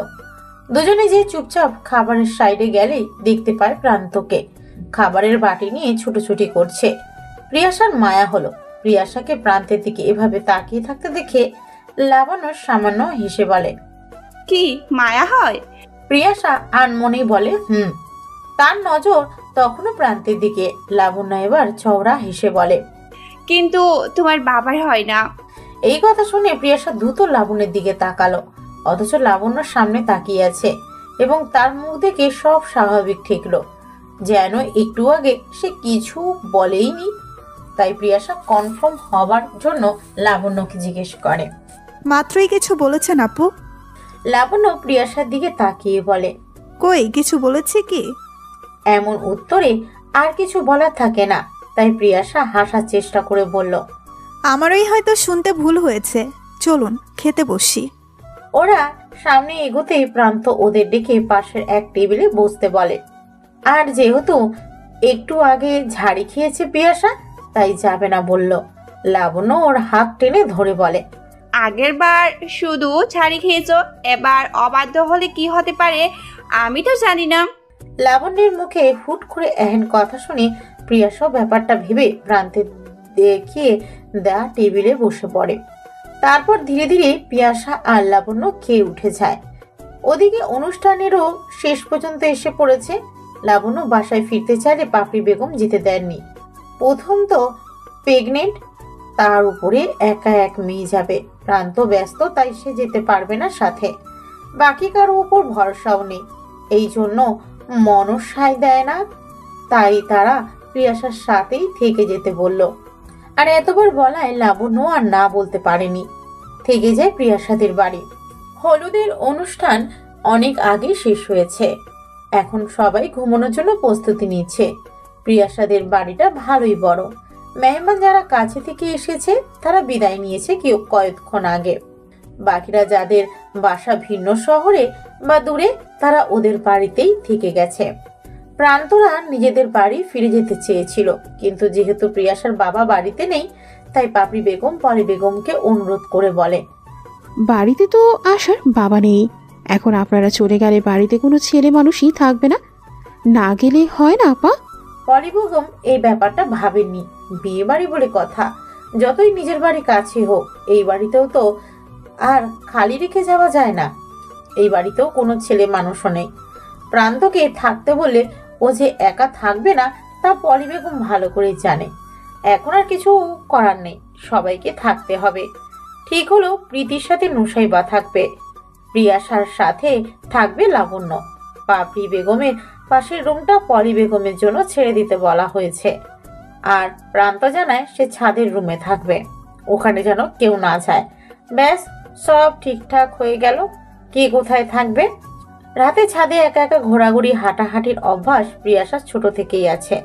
সে রাতের আকাশ দেখতে খুব পছন্দ করে, আর সেটা বাড়ির প্রতিটা মানুষই জানে। তাই আজকেও প্রতিদিনকার মতো প্রিয়াশা ছাদে যাবে। লাবণ্য ঘুমিয়েছে, কিছু সময় হবে। প্রিয়াশা চুপচাপ উঠে একবার লাবণ্যের দিকে তাকায়। প্রতিবার মেয়েটির দিকে তাকালেই মেয়েটিকে কেমন ভুল বুঝেছে তা মনে পড়ে। তারপর তার জন্য আফসোস হয়। এতটুকু মেয়ে কি থেকে কি করলো তার পরিবার? আচ্ছা, লাবণ্য কি কাউকে পছন্দ করত?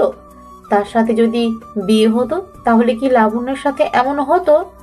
যদি কাউকে ভালোবাসতো তাহলে যেভাবেই হোক লাবণ্যের সাথে তার বিয়ে দিয়ে দিত প্রিয়াশা। এসব ভাবতে ভাবতে প্রিয়াশা নিজের ফোনটা নিয়ে রুমের দরজা খুলে চাপিয়ে রাখে। তারপর আস্তে ধীরে ছাদের দিকে যাওয়া শুরু করে। আজকের আকাশটা খুব সুন্দর না হলেও অনেকটাই সুন্দর। অর্ধেক চাঁদ, সাথে আকাশে ভেসে যাওয়া মেঘের ভেলা। প্রিয়াশার মাঝে মাঝে আকাশ হতে ইচ্ছে করে। কোনো বাধা ধরার নিয়ম নেই। আচ্ছা, প্রিয়াশা যদি সত্যি আকাশ হতো কি করত? এইসব ভেবে ভেবে আকাশের দিকে তাকিয়ে একটা বড় দীর্ঘশ্বাস ফেলে ফোনের স্ক্রিনে তাকায়। সময় রাত 1:17। আগামীকাল প্রীতি চলে যাবে। থেকে যাবে প্রিয়াশা একা। প্রীতি ভালো, একজনকে ভালোবেসেছে, বাসায় মেনেছে, তাকেই বিয়ে করে নিজের করে পাচ্ছে। আর প্রিয়াশা, হ্যাঁ, সে তো এক মরিচিকাকে ভালোবাসে, যে কিনা তার দিকে ঠিক মতো ঘুরেও তাকায় না। এসব ভেবে নিজের উপর তার ছিল এসে আবারও আকাশের দিকে তাকায় প্রিয়াশা। এখানে কি করছিস নাবিলা? প্রিয়াশা তাকায় প্রশ্নরত কণ্ঠের দিকে, তারপর আবারও আকাশের পানে তাকায়। কিছু সময় পর আবারও প্রতিদিনের মতো কথা বলে। কথা নয়, অভিযোগ করে। অভিযোগ করে লাভ কি? লোকটা তো জানেই না। অভিযোগগুলো যাকে বলে সে প্রিয়াশা কল্পনা, যাকে প্রিয়াশা নিজের একান্তে পায়। কিছু সময় হোক প্রিয়াশার সব কথা চুপচাপ শোনে, তারপর চলে যায়। কিন্তু কখনো ছোঁয়ার সাহস হয়নি। যেদিন প্রথমবার ছুঁয়ে দেখতে গিয়েছিল সে উধাও হয়ে গিয়েছিল, তাই আর কখনোই চেষ্টা করেনি। কিছু সময় পর প্রিয়াশা মুখ খোলে এবং বলে, প্রতিদিনের মতো আপনাকে ভাবি আর প্রতিদিনই আপনি এখানে আসেন কেন বলুন তো? একটা বার তো ঘুরেও তাকান না। তাহলে তাহলে কেন এত পোড়ান, কেন এত পুরি বলতে পারেন? প্রতিবারের মতো আমার অভিযোগ শুনবেন, তারপর আবারও হারিয়ে যাবেন। কেন আসেন প্রতিদিন? একটা না এত অভিযোগ করে একটা বড় নিঃশ্বাস নিয়ে আবারও বলে, হ্যাঁ, আপনাকে বলে লাভ কি? আপনি শোনেন, শুধু ধরা দেন না। যদি ছুতে যায় তখনই নাই হয়ে যান। আমি জানি আপনি আমার প্রতিদিনের ভ্রম, কিন্তু তাও কথা বলতে ভালো লাগে। সত্যি না হোক, কল্পনায় থাকুন, তাও আমার খুব কাছে থাকুন। কথাগুলো বললেই প্রিয়াশা থেমে প্রতিউত্তরে আশা করে না সে। প্রিয়াশা জানে এই লোক প্রতিদিনের মতো অভিযোগ শুনবে, কিন্তু কোনো কথা বলবে না। তারপর হুট করে চলে যাবে। কিন্তু আজকে ভুল প্রমাণ করে উত্তর আসে, আর যদি সত্যি হয়? প্রিয়াশা বিশ্বাস করলো না, তাচ্ছিল্য করে হাসলো, তারপর হুট করে কেঁদে দিল। তারপর বলে, আপনি প্রতিবারই এমন করেন। আপনি কেন বোঝেন না আমি আপনাকে ভালোবাসি? প্রিয়াশাকে এভাবে হুট করে কান্না করতে দেখে প্রান্ত হতবাক হয়ে যায়। তবুও কিছুটা দূরত্ব নিয়ে প্রিয়াশার গালে হাত রেখে বুড়ো আঙ্গুলের সাহায্যে চোখের পানি মুছিয়ে দেয়। এই প্রথমবারের মতো প্রিয়াশার এত কাছে প্রান্ত এসেছে। প্রিয়াশা চোখ তুলে তাকায়। অল্প জ্যোৎস্নায় দেখলো চোখগুলো একটুতেই লাল হয়ে গেছে মনে হলো। প্রান্ত আলতো হাতে গালে আঙ্গুল দিয়ে স্লাইড করতে করতে বলে, তুই কি বোকা নাবিলা? এইভাবে রাত বিরাতে ছাদে উঠে কাটছিস, কেউ যদি জানতে পারে কি হবে জানিস? প্রিয়াশা শুনলো কিনা কে জানে, উত্তর না দিয়ে কিছু সময় প্রান্তর দিকে তাকিয়ে থেকেই ঝাঁপিয়ে পড়ে প্রান্তের বক্ষে। তারপর বলে, জানলে জানুক, আমি এখনো জানি আপনি আমার কল্পনা, তবুও আমি আর আপনাকে ছাড়ছি না। আপনি শুধু অবুঝের মতো থাকেন। প্রান্ত মুচকি হাসে। সে জানে কেন এসব এগোচ্ছে না। পড়ালেখা শেষ করে কেন এখনো কিছু করছে না। এসব কারণে প্রান্তের বাবা চিন্তায় আছে। সাথে প্রিয়াসার বাবাও মেয়ে দেবে না এক কথায় অনড়। তাই তো প্রিয়াসার থেকে দূরে দূরে থাকতে হয়। প্রান্ত এসব ভেবে হেসে প্রিয়াসার মাথায় হাত রাখে। কেটে যায় কিছু সময়। কেরে ওইখানে কেডায় আয়সা না পোলাটা কেডা কারে জড়াইয়া ধরছস সি সি সি। আলিয়া বেগমের কণ্ঠ শুনতে প্রান্ত আর প্রিয়াসা ছিটকে আলাদা হয়ে যায়। কিন্তু যা অঘটন তা তো ঘটে গেছে। এমন মাঝরাতে যে আলিয়া বেগম ছাদে আসবে কেউ জানতো না। আর এমন একটা মুহূর্তেই আসতে হলো। মহিলা শুধু এইভাবেই চুপ থাকেনি, দ্রুত জোরে জোরে বাড়ির সবাইকে ডাকতে থাকে এবং সবাই এলে একরকম প্রিয়াসাকে আর পাপড়ি বেগমকে উদ্দেশ্য করে বলে, এই কে কোথায় আসিস দেখা যা। আমি তো আগেই জানতাম এই মাইয়ার চরিত্র ভালো না, মা তো শিক্ষা দিতেই পারে না। আমার ভাইটা খালি টাহা দেয় আর মা মাইয়া গুলা মিল্লা আমার ভাইয়ের টাহা নষ্ট করে। এখন থেকে চরিত্রেরও দোষ আছে। কথাটা জোরে বলতে বলতে আবারও বাড়ির সবাইকে ডাকতে লাগলো। এইদিকে প্রিয়াসার অবস্থা নাজেহাল। বাড়ির ভিতরে একটা ছোট্ট শোরগোল পড়ে গেছে। প্রান্ত চুপচাপ প্রিয়াসার মুখের দিকে তাকিয়ে আছে। বাড়ির প্রায় সবাই উপস্থিত হয় ছাদে। পাপড়ি বেগম বলে, আপা মেয়ে মাঝে ছাদে হাঁটে, তাও আপনারা আমার বা কারোরই অজানা নয়। তাহলে আপনি কি যাতা বলছেন? যাতা কইতাছি আমি যাতা কমু কেন, নিজের দুইটা চোখে দেখছি তোমার সেরি ওই স্যারাডার লগে চুপকাইয়া আসিল। আমি যখন ছাদে আইসা কইলাম কেডা আসানি, তখনই তো সিটকাইয়া সইরা গেল। এর থেকে বড় কথা কি থাকে? তারপর তো আপনারা সবাই আইসা দেখলেনি ওরা দুইটা মাইয়া পোলা ছাদে। ছেলের নামে এমন কথা শুনে পলি বেগম কথা হারিয়ে ফেলেছেন যেন। কি হলো কিছুই বলতে পারছেন না। এদিকে নাজির সাহেব এগিয়ে এসে প্রান্তের গালে সপাট এক চড় বসায়। তারপর কিছুটা উচ্চস্বরে চেঁচিয়ে বলে ওঠে, আর কিছুদিন অপেক্ষা হলো না তোমার? ভার্সিটির চাকরিটা হয়ে গেলেই আবারও হাত চাইতাম, সেটা তোমাকেও কথা দিয়েছিলাম। তাহলে এমনটা করলে কেন বলো? না করলে কি হতো না? কথাটা শেষ করে আবারও আরো একটা চড় পড়ে প্রান্তের অন্য গালে। তারপর আবারও নাজির সাহেব বলেন, আশা না হয় ছোট অবুঝ, তুমি কি করে এমন কাজ করতে পারলে বলো? কিভাবে করলো? কথাটা বলে সে কিছুটা উত্তেজিত হয়ে বসে পড়েন ছাদের মেঝেতে। বরাবরই জপতে থাকেন। কেন কেন এমন করলে? প্রান্ত এগিয়ে নজির সাহেবকে ধরতে গেলে সে হাত উঁচিয়ে না করে দেয়। প্রান্ত ওখানেই দাঁড়িয়ে বাবার দিকে তাকিয়ে থাকে। এমন সময় আবারও একটি চরের শব্দ সবার ধ্যান ভাঙে। চরের শব্দের উৎসের দিকে তাকিয়ে দেখে প্রিয়াসা গালে হাত দিয়ে তাকিয়ে আছে তার মায়ের দিকে। নিজের সহজ সরল মা, যে কিনা কখনো বকা বা ধমক দিয়ে কথা বলেনি, সে এই প্রথম ওকে চর দিল। প্রিয়াসা গালে হাত দিয়ে বড় বড় চোখ করে নিজের মায়ের দিকে তাকিয়ে আছে। চোখ থেকে পানি গড়িয়ে পড়া বন্ধ হলো, সাথে পাথরের মতো দাঁড়িয়ে রইল মায়ের দিকে তাকিয়ে। পাপড়ি বেগমের মনে হলো হুঁশ হারিয়ে ফেললো এমন একটা কাণ্ডে। বাড়ি মেহমান দিয়ে ভর্তি। একদিকে বড় মেয়ের বিয়ে, অন্যদিকে ছোট মেয়ের সাথে এমন কেলেঙ্কারি ঘটনা ঘটবে। পাপড়ি বেগম আবারও হাত উঠাতে প্রিয়াসার সামনে প্রান্ত চলে আসে, যার কারণে চটটা প্রান্তের গালে পড়ে। প্রান্ত অনুভূতিহীনের মতো তাকিয়ে আছে। আর প্রিয়াসা হয়তো নিজের মাঝেও নেই। এত সময় পর প্রান্ত শুধু এতটুকুই বলে, নাবিলার কোনো দোষ নেই, সব দোষ আমার। আলিয়া বেগম তবুও নাছোড়বান্দার মতো বলে, দোষ যখন স্বীকার করছেই তাইলে বিয়া পড়ানোর ব্যবস্থা করেন।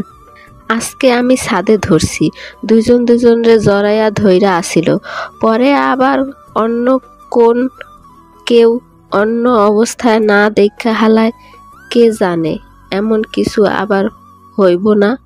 ওনার কথা বলার স্বরটাই কেমন বিকৃত শোনালো। আর যারা ছাদে ছিল তাদের মাঝে একটা গুঞ্জন পড়ে গেল। আর এমন ভাবে কথাগুলো বলল যে প্রিয়াসা শুনেই সহ্য করতে না পেরে চোখ বন্ধ করে ধপ করে বসে পড়ল ছাদের মেঝেতে। এদিকে প্রান্ত রক্তাভ চোখ নিয়ে আলিয়া বেগমের দিকে তাকালো।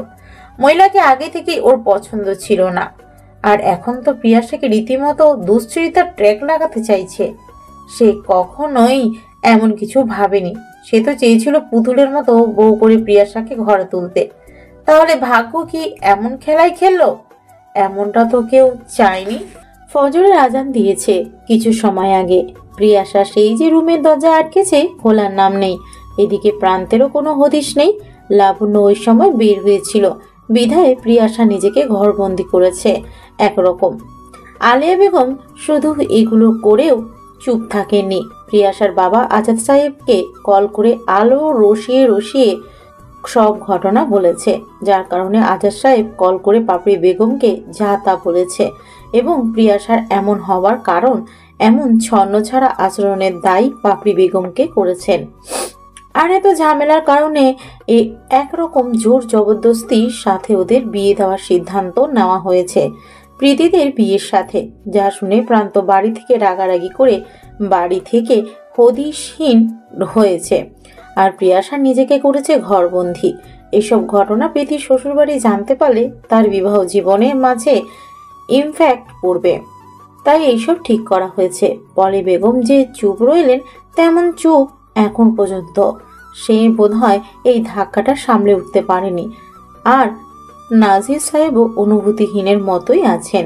প্রীতি আর লাবণ্য প্রিয়াশাকে অনেক ডেকেছে, কিন্তু কোনো সাড়া পাওয়া যায় না, যার কারণে বাড়ির সবার মাঝে একটু চিন্তা উদয় হয়, তবে কেউ কোনো কথা বলে না। এদিকে পাপড়ি বেগমের কান্নার জোরও বেড়েছে। ছোট মেয়ে এত আদরের কিনা, তাই হয়তো একটু একটু অভিমান করেছে, তাই না হয় একটা থাপ্পড় দিয়েই ফেলেছে। তার জন্য কিছু উল্টাপাল্টা না করে বসে, সেই ভাবনায় সবার মাথায়। সকাল 9টার দিকে প্রান্ত হাজির হয় কিছু শপিং ব্যাগ নিয়ে। তাকে দেখতে খুব উদ্ভ্রান্তের মতো লাগছিল। চুলগুলো এলোমেলো আর চোখের শিরাগুলো রক্তাভ হয়ে আছে।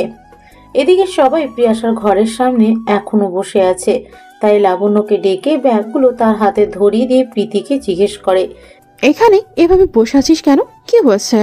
প্রীতি কিছুটা দমনা করে মায়ের দিকে একবার তাকায়, তারপর সবার দিকে একবার চোখ বুলিয়ে বলে, তুমি বেরিয়ে যাওয়ার পর আশা সেই যে দরজায় খিল দিয়েছে, কোনো সাড়া শব্দ পাচ্ছি না। আমাদের খুব চিন্তা হচ্ছে। এই কথা শুনে প্রান্ত কপাল কুঁচকালো। প্রিয়াশার মতো মেয়ে উল্টাপাল্টা কিছু করবে না, তা প্রান্ত শিওর। তাই সাদা পাঞ্জাবিটা হাতের দিকটা উঁচিয়ে ভাঁজ করে প্রিয়াশার ঘরের সামনে যায়। তারপর আবারও পিছনে তাকিয়ে সবাইকে দেখে শক্ত কণ্ঠে বলে, আপনারা এখান থেকে ভিড়টা কমান, আমি ব্যাপারটা দেখছি। ওর কথায় কিছু একটা তো ছিল, তাই কথা শেষ হতেই ওখান থেকে ভিড় কমে যায়। রয়ে যায় পলি বেগম, পাপড়ি বেগম, প্রীতি আর লাবণ্য। আলিয়া বেগম সেই কখনই আগুনে ঘি ঢেলে ঘুমাতে চলে গেছে। অনিমা অবশ্য যেতে চায়নি। আলিয়া বেগমই টেনে হিচড়ে নিয়ে গেছে। প্রান্তের সাথে প্রিয়াশাকে ওভাবে দেখে শুনে বেচারির অবস্থাও খুব একটা ভালো নয়। ছিচকাদনের মতো একটু পর পর ভ্যা ভ্যা করে কাঁদছে আর চোখ মুছছে। তাই আলিয়া বেগম ওকে টেনে নিজের সাথে নিয়ে গেছে। নাজির সাহেব নামাজ পড়তে গেছে। সে এখনো বাড়ি ফেরেনি, হয়তো কোথাও একা বসে নিজেকে বোঝাচ্ছে, কে জানে। বাড়িতে মেহমান আসা শুরু করবে একটু পর থেকে। বিয়ে বাড়ি থাকবে কত আমেজ উৎসব ভাব। ওদিকে রাতের ওই ঘটনার কারণে সব স্তব্ধ হয়ে আছে। এখনো সবাই হজম করতে পারছে না ঘটনাটি।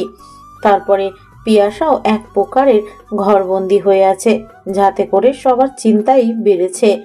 সে কিছু করে না বসে এই ভেবে। সবাই চলে যেতে প্রান্ত দরজায় কড়া নাড়ে। দুবার ডাকে, কোনো সাড়া শব্দ পাওয়া যায় না। এর মধ্যে মনের মধ্যে দুশ্চিন্তারা উকি দেয়, তবে তা পাত্তা না দিয়ে আবারও ডাকে। এবারও ফলাফল শূন্য। এর জন্য প্রীতি আর পলি বেগমের মুখ রক্তশূন্য ফ্যাকাশে হয়ে ওঠে। অন্যদিকে পাপড়ি বেগম এখনো অনুভূতিহীনের ন্যায় দরজার দিকে তাকিয়ে আছে। প্রান্ত সবার মুখ পর্যবেক্ষণ করে আবারও দরজায় নক করার আগেই তার ফোনে মেসেজের একটা টোন বেজে ওঠে। তা দেখে আগে পকেট থেকে ফোন বের করে। অবাক হয়ে কিছু সময় তাকিয়ে থাকে। ওকে ওভাবে চুপ করে থাকতে দেখে লাবণ্য সাহস করে জিজ্ঞেস করে, কি হয়েছে? তুই এমন ভাবে তাকিয়ে আছিস কেন? লাবণ্যের কথায় ধ্যান ভাঙে। তারপর ওদিকে তাকিয়ে মায়ের মুখের দিকে তাকিয়ে আবারও পাপড়ি বেগমের দিকে তাকায়। তারপর বলে, জয়েনিং লেটার এসেছে, আগামী সপ্তাহে ভার্সিটিতে জয়েন। পলি বেগম খবরটা শুনে প্রান্তের মুখের দিকে তাকিয়ে হাসার চেষ্টা করলো। পাপড়ি বেগম মুখ মুছে উঠে চলে গেলেন। খুশি হলেন কিনা বোঝা গেল না। প্রান্ত ওনার চলে যাওয়া দেখে আবারও পিছন ফিরে দরজাতে নক করে এবং খুব নিচু স্বরে প্রিয়াশাকে ডাকে। তা দেখে লাবণ্য একটু বিরক্ত হয়ে বলে, এভাবে ডাকলে সারাদিনও ঘর থেকে বের হবে না। ওকে দ্রুত ডাক। আর পার্লারের মেয়েরাও তো আসবে বউ সাজানোর জন্য। একটু পর থেকেই লোকেরা আসতে শুরু করবে, জানাজানি তো হবে, তবে এ তো আরো ঝামেলা বাড়বে বলে কমবে না। লাবণ্যের কথা শুনে প্রান্ত মাথা নাড়িয়ে আবারও দরজায় করাঘাত করে। অনাবরত করাঘাতে প্রিয়াশা দরজা খোলে। ততক্ষণে নাজির সাহেবও হাজির। প্রিয়াশা দরজা খুলে সর্বপ্রথম বলে, কি হয়েছে? এভাবে ডাকাডাকি করছো কেন তোমরা সবাই? কিছু হয়েছে? কথাগুলো খুব স্বাভাবিকভাবেই বলে, আর ওকে দেখে বোঝা যাচ্ছে ও এত সময় ঘুমিয়ে কাটিয়েছে। প্রান্ত কিছু বলল না। লাবণ্যকে ইশারা দিতেই শুধু ওর হাতে থাকা শপিং ব্যাগগুলো প্রিয়াশার দিকে বাড়িয়ে দিল। এরই মধ্যে পাপড়ি বেগম এক বাটি মিষ্টি নিয়ে হাজির হলেন এবং সবাইকে দিতে লাগলেন। এদিকে প্রিয়াশা কিছু না বুঝে বোকার মতো তাকিয়ে তাকিয়ে সব দেখছে। শেষে যখন প্রান্তের কাছে পাপড়ি বেগম এলেন তখন প্রান্ত মিষ্টিটা না নিয়ে বলে, আপনার সাথে কিছু কথা আছে খালামণি। পাপড়ি বেগম বুঝলেন না, তাই জিজ্ঞেস করে, কি বলবে? প্রান্ত এবার প্রিয়াশার দিকে দেখে বাবা মায়ের মুখ পর্যবেক্ষণ করে বলে, আমি নাবিলাকে বিয়ে করতে রাজি, তবে আমি এখনই ওকে উঠিয়ে নিব না। যেহেতু আমার আগামী সপ্তাহে জয়েনিং, তাই আমি চাইছি জবটা সেটেল হোক এবং নাবিলার পড়ালেখার ক্ষতি হোক আমি চাই না। তাই আমি সিদ্ধান্ত নিয়েছি বিয়ে আমি ওকেই করব, আর আজকেই। তবে ওকে আমি এখন উঠিয়ে নেব না। আর রইল শপিং ব্যাগের কথা, ওটা একটা লাল শাড়ি আর একটা দোপাট্টা আছে আর কিছু কসমেটিক্স। আমি চাই না আমার বউর কোনো আফসোস থাকুক এই বিয়ে নিয়ে। কথাটা বলেই নিজের মতো প্রিয়াশার দিকে তাকিয়ে বলে, ঘরে যা, লাবণ্য তোকে রেডি হতে হেল্প করবে আর জোহরের পরে কাজে আসবে। কথাটা বলে প্রান্ত নিজের মতো করে জায়গা প্রস্থান করে। প্রান্তের এই কথার উপর আর কথা থাকতে পারে না, তাই লাবণ্যের আগে প্রিয়াশাকে নিয়ে ঘরে চলে যায়। ওর চলে যেতেই প্রীতিও চলে যায়। তারপর পাপড়ি বেগম এবং পলি বেগমও উঠোনে বসে থাকে। শুধু নাজির সাহেব হয়তো ভাবেন সেই ছোট্ট ছেলেটা কত দায়িত্ব নিতে শিখে গেছে। নিজের জেদেই অটল রইল সে। নাজির সাহেব কত বলেন, বাহির থেকে পড়াশুনো করে এসেছ, এবার ব্যবসাটা দেখো। না, সে নিজেই নিজের ভবিষ্যৎ গড়বে কারো সাহায্য ছাড়া। নাজির সাহেব দীর্ঘশ্বাস ফেললেন। ছেলে মেয়েগুলো কেমন দেখতে দেখতে বড় হয়ে গেল। প্রীতি একটা বেবি পিঙ্ক কালারের শাড়ি পরেছে। মেয়েটাকে একদম পুতুলের মতো দেখতে লাগছে। লাবণ্য তো সেই কখন থেকে প্রীতির দিকে তাকিয়েই আছে, যা দেখে বেচারি লজ্জায় লাল। এদিকে প্রিয়াশা এখনো চুপচাপ বসে আছে। সে তো চেয়েছিল এমন একদিন আসুক, কিন্তু এভাবে হুট করে তার ভুলের কারণে আসবে তা তো সে কল্পনাও ভাবেনি। প্রিয়াশাকে লাল শাড়িটা সুন্দর করে পরানো হয়েছে।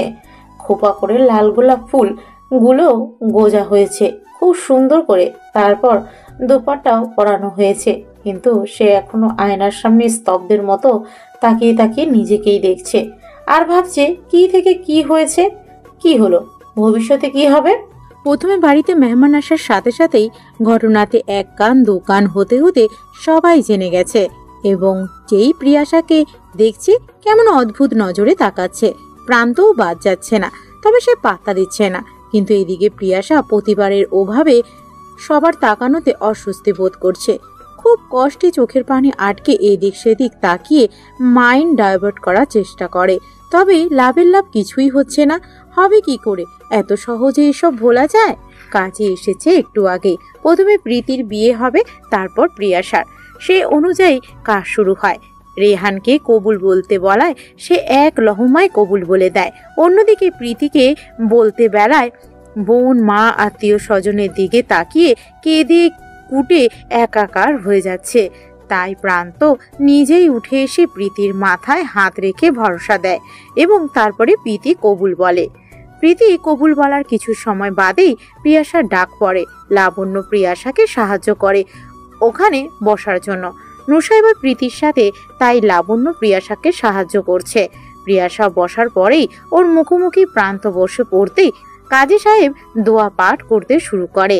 এক পর্যায়ে এসে কাজী প্রান্তের উদ্দেশ্যে বলে, আসাদ রহিমের কনিষ্ঠ কন্যা নাবিলা রুব্বাব পিয়াসাকে 15 লক্ষ টাকা দেলমোহর ধার্য করে আপনার স্ত্রী হিসাবে গ্রহণ করতে বলুন। কবুল। প্রান্ত কতগুলো মনোযোগ সহকারে শোনে এবং পর্দার দিকে তাকিয়ে প্রিয়াশাকে দেখার চেষ্টা করে।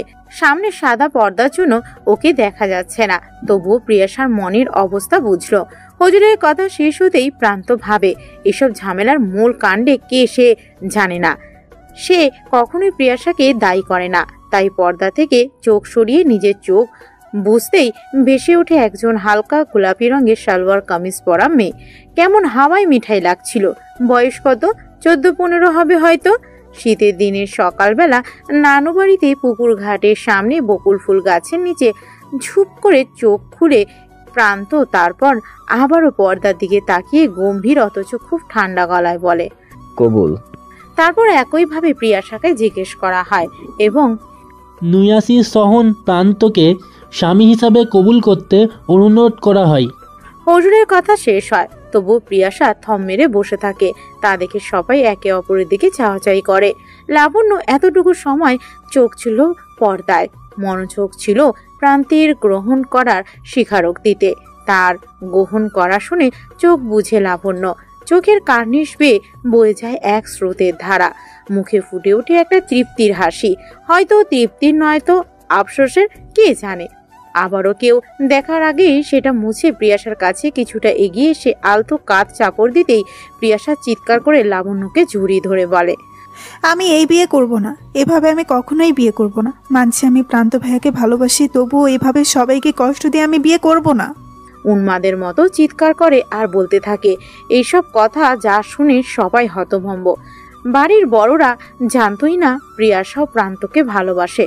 তবে প্রিয়াশার এমন আচরণে মনে মনে অপরাধ বোধ হয়, তবে এখন কিছু করার নেই।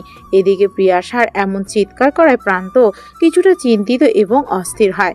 প্রিয়াশার চিৎকার থামাতে নাজির সাহেব এগিয়ে এসে ওর মাথায় হাত রেখে বলে, আমার ছেলেটাকে কখনো অযত্নে রাখবে না, তুমি ওকে ভরসা করতে পারিস। আর আমরাও তো আছি, দূরে কোথাও তো পাঠাচ্ছি না, আমাদের সাথে থাকবি। তোর বাবার সাথে আমি কথা বলে নেব, এখন তুই ওকে গ্রহণ কর।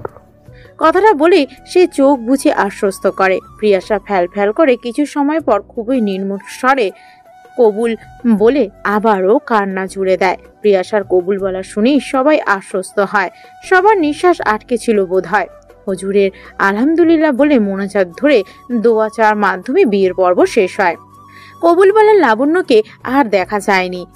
কোথায় গেছে কেউ জানে না। পলি বেগম খুঁজছিলেন। এত ঝামেলার মাঝে মেয়েটার খবরই রাখা হয়নি। এদিকে মেয়েটা প্রেগনেন্ট। এসব নিয়ে ভেবেই আবারও মেহমানদারি করতে ব্যস্ত হয়ে যায়।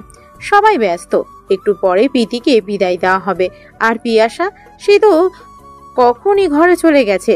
সবাই প্রিয়াশাকে সময় দিচ্ছে নিজেকে মানিয়ে নিতে, তাই কেউ আর বিরক্ত করতে প্রিয়াশার কাছে যায়নি। আর প্রান্ত এদিক ওদিক সামলাচ্ছে। যত যাই হোক, তার বা প্রিয়াশার কারণে প্রীতির বিয়ে বিদায় বা তার দায়িত্ব তো আর কম নয়, তাই সেও লেগে পড়েছে তার দায়িত্ব সামলাতে। ছাদ থেকে নিচের উঠোনটা দেখা যায় এবং কি হচ্ছে না হচ্ছে সব দেখা যায়। ওখানেই দাঁড়িয়ে আছে মেরুন রঙের শাড়ি পরা লাবণ্য। দাঁড়িয়ে দাঁড়িয়ে দেখছে আর কি ভাবছে কে জানে।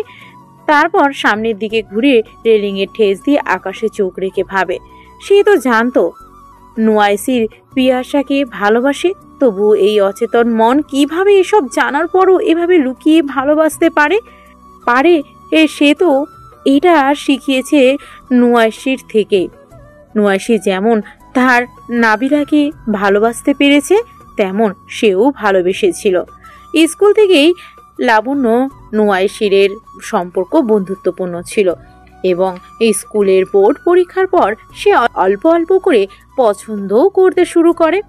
তবে সাহসের কারণে বলতে পারেনি, ভালো বন্ধু নষ্ট করতে চায়নি। তারপর তো নোয়াইশির বাহিরে চলে যায়। কথা ছিল সেও কলেজ শেষ করে বাহিরে পড়তে যাবে, তাই স্কলারশিপ পাওয়ার জন্য ভালো মতো পড়াশুনোও করে। এভাবেই কলেজ শেষ হয়, কিন্তু বিপদের সৃষ্টি হয় তার শেষ পরীক্ষার দিনে। তাকে বাড়ি থেকে জোর করে বিয়ে দেওয়া হয়। তারপর শত চেষ্টার পরও আটকানো যায়নি। লাবণ্য বিয়ে করে নেয় এবং চলে যায় শ্বশুরবাড়ি। কিন্তু বিয়ের কিছুদিন পর লাবণ্য বুঝতে পারে যে লোকের সাথে তার বিয়ে হয়েছে তার চারিত্রিক সমস্যা আছে। বড় বিজনেসম্যান হওয়ায় এসব বাহিরে ফাঁস হলে সমস্যা হতো এবং লাবণ্য এসব জেনে যাওয়ায় ব্ল্যাকমেল করে আবারও পড়াশুনো করে।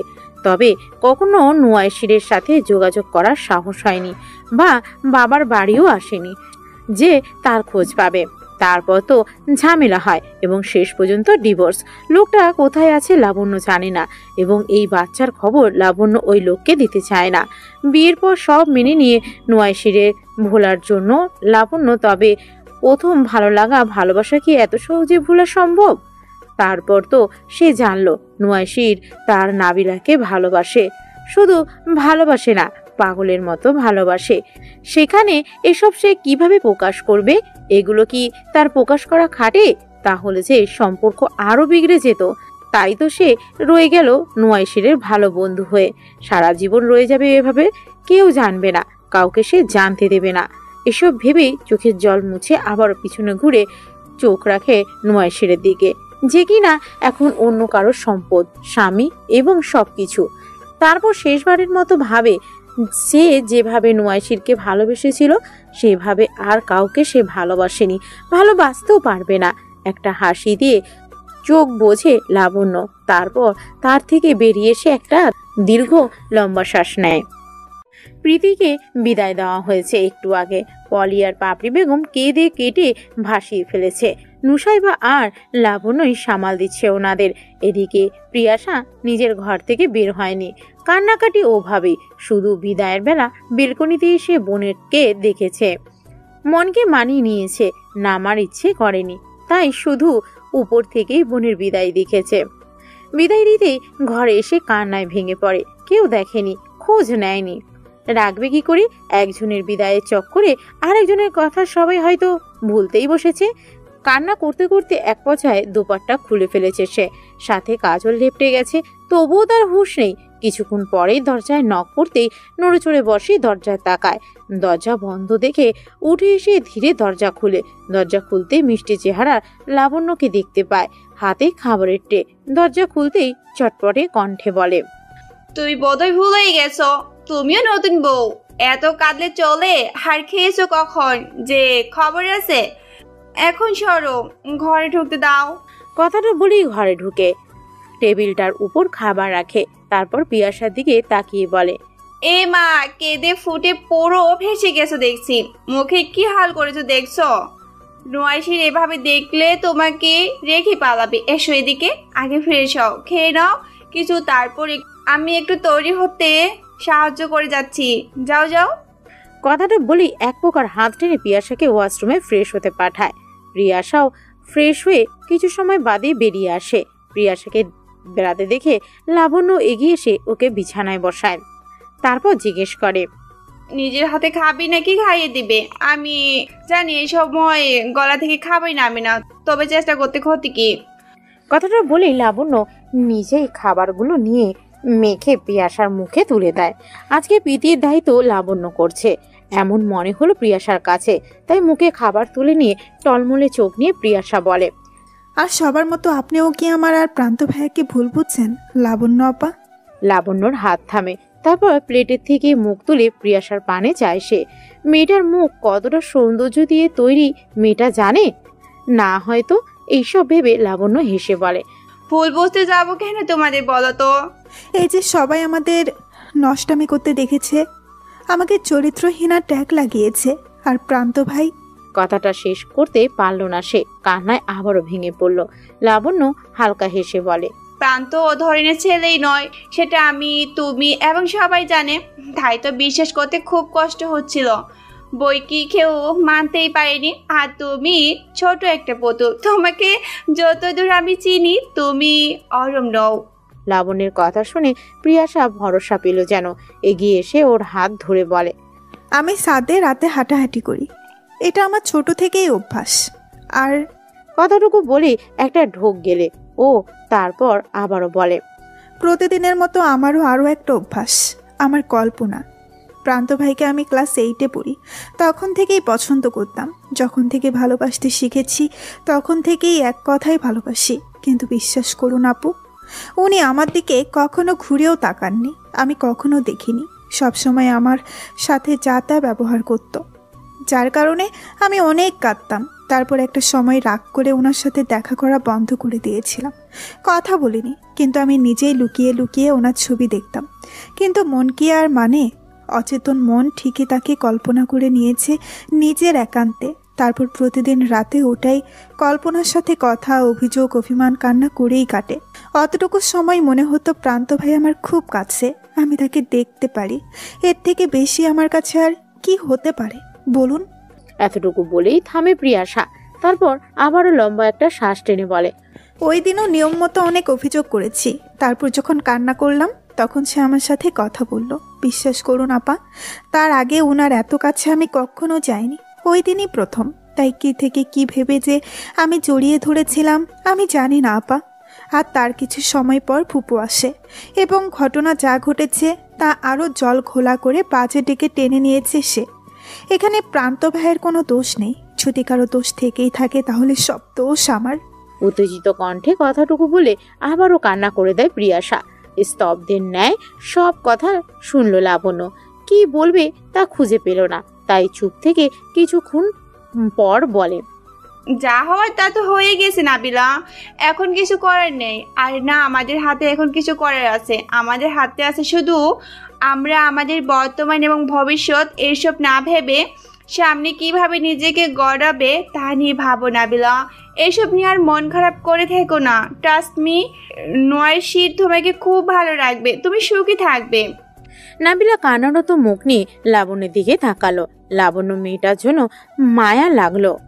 চোখ মুখ ফুলে একাকার হয়ে আছে, চোখের শিরাগুলো রক্তাভ, তাই চোখগুলো কেমন লাল হয়ে আছে। কিছুদিন পর বোর্ড পরীক্ষা, আর এই সময় এমন একটা ড্রামা কাটাবে কি করে কে জানে। এই ড্রামাতে রেজাল্ট খারাপ না হলেই হলো। লাবণ্য প্রিয়াশাকে খাইয়ে চলে গেছে। লাবণ্য চেয়েছিল প্রিয়াশাকে শাড়ি এবং দোপাট্টা পরাতে সাহায্য করবে, তবে প্রিয়াশা জেদের কাছে হেরে সে ফিরে গেছে। আর প্রিয়াশা এখনো আগের মতোই একই জায়গায় পড়ে আছে, নড়চড় নেই, যেন জীবশূন্য একটা প্রাণ। শুধু চোখ থেকে গড়িয়ে পড়ছে চোখের জল। আটকানোর চেষ্টা করা হচ্ছে না, তাই আপন গতিতে তা বহমান। ঘরে কারো অস্তিত্ব টের পেতেই মুখ তুলে তাকায় প্রিয়াশা। প্রান্ত দাঁড়িয়ে দরজার সাথে ঠেস দিয়ে বুকে হাত ভাঁজ করে দৃষ্টি প্রিয়াশার দিকে হলেও মুখের অবয়ব দেখে বোঝা কঠিন তার মনে কি চলছে। কখন এসেছে প্রিয়াশা জানে না। আবারও মুখ ঘুরিয়ে মুখ নিচু করে নিজের হাতের দিকে তাকিয়ে রইল। তার মাঝে কোনো হেলদোল নেই। এগিয়ে এসে প্রিয়াশার সামনে মেঝেতে বসে পড়ে প্রান্ত। প্রিয়াশা অবাক হয়ে তাকায় প্রান্তর দিকে, কিন্তু প্রান্ত নিচু হয়ে পায়ে কিছু একটা করতে থাকে। নিজের পায়ের শীতল স্পর্শ পেয়ে পা সরিয়ে নিতেই পা চেপে প্রান্ত ওর দিকে তাকাতে থেমে যায়। চুপটি করে বসে থাকে। ওকে চুপটি করে থাকতে দেখে নিজের কাজে মনোযোগ দেয় প্রান্ত। কাজ শেষ করে প্রান্ত একটু সরে বসে এবং প্রিয়াশা অনুভব হয় পায়ে কিছু আছে, তাই হালকা পা উঁচু করতে পায়ে সুন্দর কারুকাচিত একজোড়া সোনালি নুপুরে দেখতে পায়। ফর্সা পায়ে কি সুন্দর দেখাচ্ছে। বোকার মতো পা থেকে চোখ সরিয়ে প্রান্তের দিকে তাকাতেই প্রান্ত আবারও কাছে এসে বলে, একটু নিচু হ। প্রিয়াশা কথা না বুঝে জিজ্ঞেস করে, কি? প্রান্ত কিছুটা বিরক্ত হয়ে কপালে ভাঁজ দেখেই তা বোঝা যায়, তাই সে মেঝে থেকে উঠে এসে পাশে বসেই বলে, কাছে আয়। এবারও ভ্যাবলার মতো তাকিয়ে থাকে এবং ড্যাব ড্যাব করে তাকিয়ে থাকতে দেখে প্রান্ত কিছুটা রাগান্বিত স্বরে বলে, কানে শুনিস না, আমার কাছে আয়। এবার পিয়াসা নড়ে চড়ে বসে। প্রান্তের দিকে এগিয়ে আসতে প্রান্ত নাকে নলকটা সরিয়ে একটা নাক ফুল বের করে পড়াতে চেষ্টা করে এবং কিছুক্ষণের চেষ্টার মাধ্যমে সে সেটা সফল হয় এবং সেটা পড়িয়েই বলে, এবার একদম আমার বউ লাগছে। কথাটা শেষ করেই ওয়াশরুমে চলে যায়। এদিকে প্রিয়াশা এখনো বোকার মতো ভাবতে থাকে কি থেকে কি হচ্ছে এবং কি করলো। ফ্রেশ হয়ে দেখে প্রিয়াশা আগের জায়গায় বসে আছে, তাই প্রান্ত এগিয়ে এসে বলে, ফ্রেশ হয়ে অজু করে আয়। লাবণ্য বলে গেছে এসব কথা, তাই কোনো কথা না বলে উঠে দাঁড়িয়ে নিজের আলমারি থেকে একটা মিষ্টি রঙের শাড়ি নিয়ে ওয়াশরুমে চলে যায়। ওয়াশরুমে যেয়ে সেখানকার আয়নায় নিজের দিকে কিছু সময় তাকিয়ে থাকে। নাকের নাকফুলটা কেমন জল করছে, দেখেই বোঝা যাচ্ছে এটা ডায়মন্ডের হবে হয়তো। মনে হচ্ছে এতদিন পর যোগ্য স্থান পেয়েছে। তারপর ধীরে ধীরে সব অর্নামেন্টগুলো খোলার চেষ্টা করে, তবে একা একা না দেখে খোলা কি আর সম্ভব? গলার ভারী গহনাটা না দেখে পিছনের হুক খোলা যাচ্ছে না। এত চেষ্টার পর না পেরে হাত ব্যথা ধরে যায়। তাই কি করবে না করবে ভেবে একটু সময় নিয়ে দরজাটা অল্প খুলে দেখে প্রান্ত রুমে নেই, কিন্তু বোঝা যাচ্ছে বারান্দায় হয়তো কারোর সাথে ফোনে কথা বলছে। তাই একটু অপেক্ষা করে এবং প্রান্ত কথা শেষ করে রুমে ঢুকতেই প্রিয়াসার দিকে চোখ পড়তে জিজ্ঞেস করে, কি হয়েছে? একটু এদিকে আসবেন? ইতস্তত কণ্ঠে বলে প্রিয়াসা।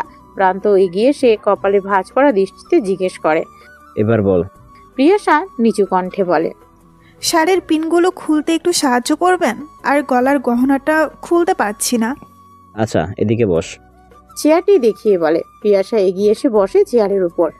সেখানে বসতেই ধীরে ধীরে চুলগুলো, গলার ভারী গহনা আর কিছু সেফটি পিন খুলতে সাহায্য করে প্রান্ত। চুপচাপ সাহায্য করে সে সরে যায়। প্রিয়াসাও কিছু না বলে উঠে আবার ওয়াশরুমে চলে যায় এবং একেবারে গোসল করে ফ্রেশ হয়ে বের হয়। প্রান্ত সোফায় বসে বসে ফোনে কিছু করছিল। ওয়াশরুমের দরজা খোলার শব্দে ফোন থেকে চোখ তুলে তাকাতেই আবারও প্রান্ত হারায় সেই দিনে। ওই দিনও ঠিক এই রঙেরই একটা জামা পরেছিল, আর আজকেও একই রঙের শাড়ি, গলায় একটা সোনার চিকন চেন, নাকে ডায়মন্ডের একটা নাকফুল, ভেজা চুলগুলো থেকেই টপ টপ করে পানি পড়ছে। একদম হাওয়াই মিঠাই নাকি নতুন বউ। এইটা বউ, তার পুতুল বউ। আহা, এর জন্য কত পাগলামি! তা কিভাবে পেলো একে? এভাবে কখনোই সে চায়নি। প্রান্ত ঢোক গেলে চোখ বন্ধ করে আবারও খোলে, তারপর বলে, জায়নামাজ বের কর, একসাথে নফল নামাজ পড়বো। নামাজ পড়া শেষ হতেই প্রিয়াসা উঠে বসে। প্রান্ত জায়নামাজে বসেই বলে, আমাদের বিয়েটা যেভাবেই হোক না কেন হয়েছে, আমি আশা করব তুই মানিয়ে নেওয়ার চেষ্টা করবি, আর আমিও চেষ্টা করব সব কিছু ঠিক করার এবং খেয়াল রাখার চেষ্টা করব তোর যাতে কোনো কিছুতেই মানিয়ে নিতে কষ্ট না হয়, এবং এই ঝামেলার কারণে যেন পড়াশোনায় যাতে কোনো প্রভাব না ফেলে সেদিকে খেয়াল রাখবি। আমি বেস্ট স্বামী না হতে পারি, তবে আমার সর্বোচ্চ চেষ্টা করব স্বামীর পূর্ণ দায়িত্ব পালন করার এবং সব কিছু ঠিক করার। আশা করব ততদিন তত সময় ধৈর্য ধরে পাশেই থাকবি। কথাগুলো বলে প্রান্ত উঠে দরজার কাছে এসে আবারও বলে, দরজা বন্ধ করে ঘুমিয়ে পড়, আমি আজকে আসবো না। তার কথা শেষ হতেই সে চলে গেল। প্রিয়াসা সব কথা শুনলো এবং প্রান্ত চলে যেতেই দরজা হালকা চাপিয়ে রেখে রুমের টিমটিমে বাতিটি জ্বালিয়ে শুয়ে পড়ে। আজকে তার বিবাহিত জীবনের প্রথম রাত। এত সহজে সবকিছু মানা বা চোখে ঘুম নামাকে মুখের কথা? গতকাল পর্যন্ত সব ঠিক ছিল, একটা রাতের মধ্যে এত কিছু বদলে গেল সম্পর্ক। এসব ভাবতে ভাবতে মাঝরাতের দিকে প্রিয়াসা তলিয়ে যায় গভীর ঘুমে। প্রিয়াসা ঘুমিয়ে যাবার পরেই ঘরের দরজাটা খুলে গেল। রুমের টিমটিমে আলোয় বোঝা গেল একটা পুরুষালী ছায়া, যে ছায়াটা সারা রুমে বিচরণ করে দিকে বিছানার কাছে এসে থামে। তারপর মাথার দিকটার ওখানের বরাবর নিচে মেঝেতে বসে পড়ে। কিছুক্ষণ প্রিয়াসাকে পর্যবেক্ষণ করে। মেয়েটি শাড়িতে অভ্যস্ত না, এলোমেলো হয়ে আছে কেমন, তাই চাদর টেনে ঢেকে দেয় সে। তারপর হাত চালায় প্রিয়াসার চুলে, আলতো করে চুলে হাত বুলাতে বুলাতে চোখ বন্ধ করে। মাথায় শুধু একটা প্রশ্নই বারবার আসে, কিভাবে হলো, কেন হলো? ফজরের আজানের সময় প্রিয়াসার ঘুম ভেঙে যায়, তবে নড়তে যেয়ে বাধাগ্রস্ত হওয়াতে চোখ খুলে তার চুলের সাথে পেঁচানো এক পুরুষালী হাত অনুভব করতে থাকে। তাই দেখার জন্য চেষ্টা করলে প্রান্তকে ওভাবে মেঝেতে দেখতে পায়। তা দেখে ও অনেক অবাক হয়, তাই দ্রুত হাতটা সরানোর চেষ্টা করে, তবে প্রান্তের ঘুম না ছুটে যায়। সেইভাবেই হাত সরিয়ে উঠে বসে। তারপর খুব ধীরে উঠে দরজার চেক করে। এখনো দরজাটা আগের মতোই রয়েছে, তাই আগে দরজাটা লক করে। আবারও বিছানার সামনে এসে খুব ধীরে প্রান্তকে ডাকে, তবে কোনো সাড়া না পাওয়ায় আর একটু ধীরে এবং কাঁধে হাত রেখে ডাকে। এই পর্যায়ে প্রান্ত নড়ে চড়ে তাকায়, চোখগুলো কেমন বিভৎস লাল হয়ে আছে। কিছুটা রাগ করে বলে, একটু ঘুমাতে দেখলে তোর যত সমস্যা শুরু হয়, যা তো ঘুমোতে দেখতো। প্রান্তের এমন উদ্ভট কথা শুনে প্রিয়াশা কপাল কুঁচকে ফেলে, তারপর বলে, আমি তো না করিনি, আমি মেঝেতে এখনো। বিছানায় আসুন, এখানে ঘুমাবেন, উঠুন। এতটুকু বলে খুব সাহস নিয়ে প্রিয়াশা প্রান্তের হাত টেনে উঠানোর চেষ্টা করে এবং উঠাতেও সফল হয়। তবে সে একা বিছানায় ঘুমাবে না, তাকে শুয়ে পড়তে বলল। প্রিয়াশাকেও টেনে নিজের সাথে শুইয়ে দিল। তারপর আবারও বলে, আমি ঘুমাবো, তুই পাশেই থাকবি। এদিকে বেচারি প্রিয়াশা জান যায় যায় অবস্থা। প্রান্তের দিকে তাকিয়ে ভাবে, এগুলো প্রান্ত ভাই নিজের হুঁশে বলছে তো, নাকি ইচ্ছে করেই বলছে। ইয়া মাবুদ, জমিনটা দুভাগ করে দাও, আমি পালাই। প্রিয়াশা তবুও সাহস নিয়ে বলে, প্রান্ত ভাই ছাড়ুন, সকাল হয়ে গেছে, আমার যেতে হবে। প্রান্ত আবারও মুখ উঠিয়ে জিজ্ঞেস করে, কোথায় যাবি তুই? তারপর ঘরের ঘড়ির দিকে তাকালো। এখন কেবলমাত্র সকাল 6টা, তাই আবারও মুখ ঘুরিয়ে প্রিয়াশার দিকে তাকিয়ে বলে, এখন সবাই জানে তুই আমার বউ, তাই কেউ এখন আমাদের ডাকবে না। আর এই সকালেই বা কোথায় যাবি তুই? তাই এখন ঘুমা আর আমাকে ঘুমোতে দে। কথা শেষ করে প্রিয়াশাকে জড়িয়ে ধরে, প্রিয়াশার ঘাড়ে মুখ গুজে দেয়। এদিকে এখনো বোকার মতো সব কার্যকলাপ দেখছে প্রিয়াশা। তার দেখা প্রান্ত আর এই প্রান্ত আকাশ পাতাল তফাৎ। তখন তোর ভাই ছিলাম, এখন তোর জামাই। প্রিয়াশা চমকে প্রান্তের মুখের দিকে তাকায়। এই লোক মন পড়তে জানে নাকি? মনে কথা শুনতে পায়? সর্বনাশ! প্রান্ত আবারও বলে, এখন ভাবাভাবি বন্ধ করে ঘুমা, নয়তো আমার চুলগুলো একটু টেনে দে, সারা রাত ব্যথায় ঘুমোতে পারিনি। কথাটা বলেই আবারও নিজের মতো চুপ করে রইল প্রান্ত। এদিকে প্রিয়াশার পেটে মনে হচ্ছে গুড়গুড়িয়ে পাখি উঠছে। কে কি অবস্থা! বিয়ে হতে না হতেই সকালবেলা এমন হবে জানলে প্রিয়াশা কখনোই প্রান্তকে মেঝে থেকে উঠানোর জন্য ডাকতো না। এসব ভাবতে ভাবতেই প্রিয়াশার হাত চলে যায় প্রান্তের চুলে। আলতো করে ভাজে ভাজে ছোট হাতটা দিয়ে চুলগুলো বুলিয়ে দেয়। আর এদিকে প্রান্তও ঘুমিয়ে যায়। দেখে মনে হচ্ছে অনেক দিন শান্তি করে ঘুমানো হয় না, আজকেই এত শান্তি নিয়ে ঘুমোচ্ছে। সকাল 11টার দিকে ঘুম ভাঙলে নিজের উপর নরম উষ্ণ কিছু আঁচ হয়, কিন্তু ততক্ষণে চোখ খোলেনি প্রান্ত। তবুও জোর করে চোখ খুলতে প্রিয়াশাকে নিজের বুকের উপর মাথা রেখে ঘুমাতে দেখে অবাক হয় প্রান্ত, এবং কাহিনী কি হয়েছে তা মনে পড়তে কয়েক সেকেন্ড লাগে। মনে পড়তে প্রান্ত প্রিয়াশাকে কোনো মতে নিজের থেকে দূরে ঠেলে দেয় এবং উঠে বসে নিজের চুল খামচে ধরে। শিট, কি করে ফেলেছে! সে সারা রাত এখানে ছিল। কথা ছিল মাঝরাতে প্রিয়াশাকে দেখে চলে যাবে, তারপর ওখানেই ঘুমিয়ে যায়। তারপর সকালের কথা মনে পড়তেই দাঁড়িয়ে যায়। সিট ম্যান, কি থেকে কি করে বসলাম!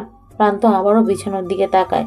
প্রিয়াশা এখনো ঘুমিয়ে আছে, এখনো দেখতে ওই আগের মতো হাওয়ায় মিঠাই লাগছে। এই মেয়েকে এই রঙের জিনিস পরা থেকে বারণ করতে হবে। এক কথায় এই রং তার জন্য নিষিদ্ধ করতে হবে, না হলে কবে যেন ধৈর্য আর আত্মা সংযম দুটোই ধুলোয় মিশে যায়। সারা রুম পায়চারি করে এসব ভেবে আবারও ঘড়ির দিকে তাকায়। সময় সকাল 11:30। আজকে প্রীতির বউ ভাত, যেতে হবে। যা হবার হয়েছে, এখন এই মেয়ে তার বউ, সে ওসব কথা বলতেই পারে। এগুলো নিয়ে পরে থেকে যদি সে চলে যায়, এই মেয়ে দেখা যাক আজকে সারা দিনে ঘুম থেকে উঠবে না। তাই আবারও প্রিয়াশার কাছে যেয়ে বসে প্রিয়াশাকে ডাকে। তবে কোনো সাড়া না পাওয়ায় এবার একটু জোরে ডাকতেই প্রিয়াশা একটু কপাল কুঁচকে তাকায়, তারপর প্রান্তের দিকে তাকিয়ে বলে, কি? উঠবি না? আজকে প্রীতির বউ ভাত, ওই বাড়িতে যেতে হবে। প্রিয়া শুধু মাথা নাড়ায়, কিছু বলে না। তা দেখে একটানে প্রিয়াশাকে বসিয়ে দেয়, তারপর বলে, এখন উঠবি, একেবারে ফ্রেশ হয়ে গোসল দিয়ে বাইরে যাবি, গো ফাস্ট। তবুও প্রিয়াশাকে বসে থাকতে দেখে কিছুটা গম্ভীর কণ্ঠে বলে, যাবি নাকি আমি দিয়ে আসবো? এই কথা শুনে চট করে প্রিয়াশার ঘুম কেটে যায়। তার বলে, যাচ্ছি যাচ্ছি। উঠে এসে আরো একটা শাড়ি নামায় প্রিয়াশা। তা দেখে প্রান্ত বলে, শাড়ি নামাচ্ছিস কেন? পরে থাকতে পারবি? না পাইলেও অভ্যাস করার জন্য থাকতে হবে। এখন আমি বউ মানুষ, আপনাদের বাড়ি গেলে তো শাড়িই পরতে হবে। যতদিন এখানে আছেন পরলাম না হয়। প্রান্ত চোখ বড় বড় করে বলে, খুব সাহস বেড়েছে না? তা তো একটু বেড়েছেই ভোরের পর থেকে। কথাটা বলেই প্রিয়াশা ওয়াশরুমের দরজা বন্ধ করে দেয়। এদিকে প্রান্ত পড়ে যায় ভাবনায়, সে কি ভোরে আরো কিছু করেছে? কতদিন ঘুমায় না, আর কালকেই তার এত ঘুম পেতে হলো যে কি কি বলেছে বা করেছে তা ঠিক মতো মনেই পড়ছে না। ধুর, এসব ভেবেই আবারও ধপ করে বিছানায় বসে নিজের চুল খামচে ধরে। তারপর কি ভেবে যেন প্রিয়াশার আলমারির দিকে তাকায়। একটা কাপড় বেরিয়ে আছে, তাই উঠে ওটা ঠিক করতে কাপড়টা ধরতেই কি মনে করে আলমারি দরজা খুলে তবদা খেয়ে তাকিয়ে থাকে। তারপর ওটা হাতে নিয়ে আবারও আলমারির দিকে তাকায়। আলমারির দরজা বন্ধ করে শুধু হাতে থাকা ওই জিনিসটা নিয়ে সে বিছানায় বসে। এখন অপেক্ষা শুধু প্রিয়াশার বাহির হওয়া পর্যন্ত। ওয়াশরুমের দরজা খট করে খোলার শব্দে প্রান্ত তাকায়। প্রিয়াশা একটা খয়েরি শাড়ি পরেছে সবুজ ব্লাউজ দিয়ে। ফর্সা শরীরে ভালোই মানিয়েছে, এখন একদম তার বউ বউই লাগছে। তবে প্রান্তকে এইভাবে তাকিয়ে থাকতে দেখেই রুমে এক পা রাখে। তারপর যখন চোখ পড়ে প্রান্তের হাতে, প্রিয়াশার পা থেমে যায়। মনে হয় ওখানেই পা আটকে গেছে। না, নাড়াতে পারছি না, সামনে এগোতে পারছে। এর থেকে লজ্জার কি আছে? প্রিয়াশাকে ওভাবে রোবটের মধ্যে দাঁড়িয়ে থাকতে দেখে প্রান্ত কপাল কুঁচকে যায়। তারপর নিজের হাতের দিকে তাকিয়ে আবারও প্রিয়াশার দিকে তাকায়। এবার প্রিয়াশা জোরপূর্বক হাসার চেষ্টা করে। তা দেখে প্রান্ত বলে, খালার মেয়ে যে চোর একটা খালা কি জানে নাকি আমি জানাবো? বিশ্বাস করুন প্রান্ত ভাই, আমি চুরি করিনি।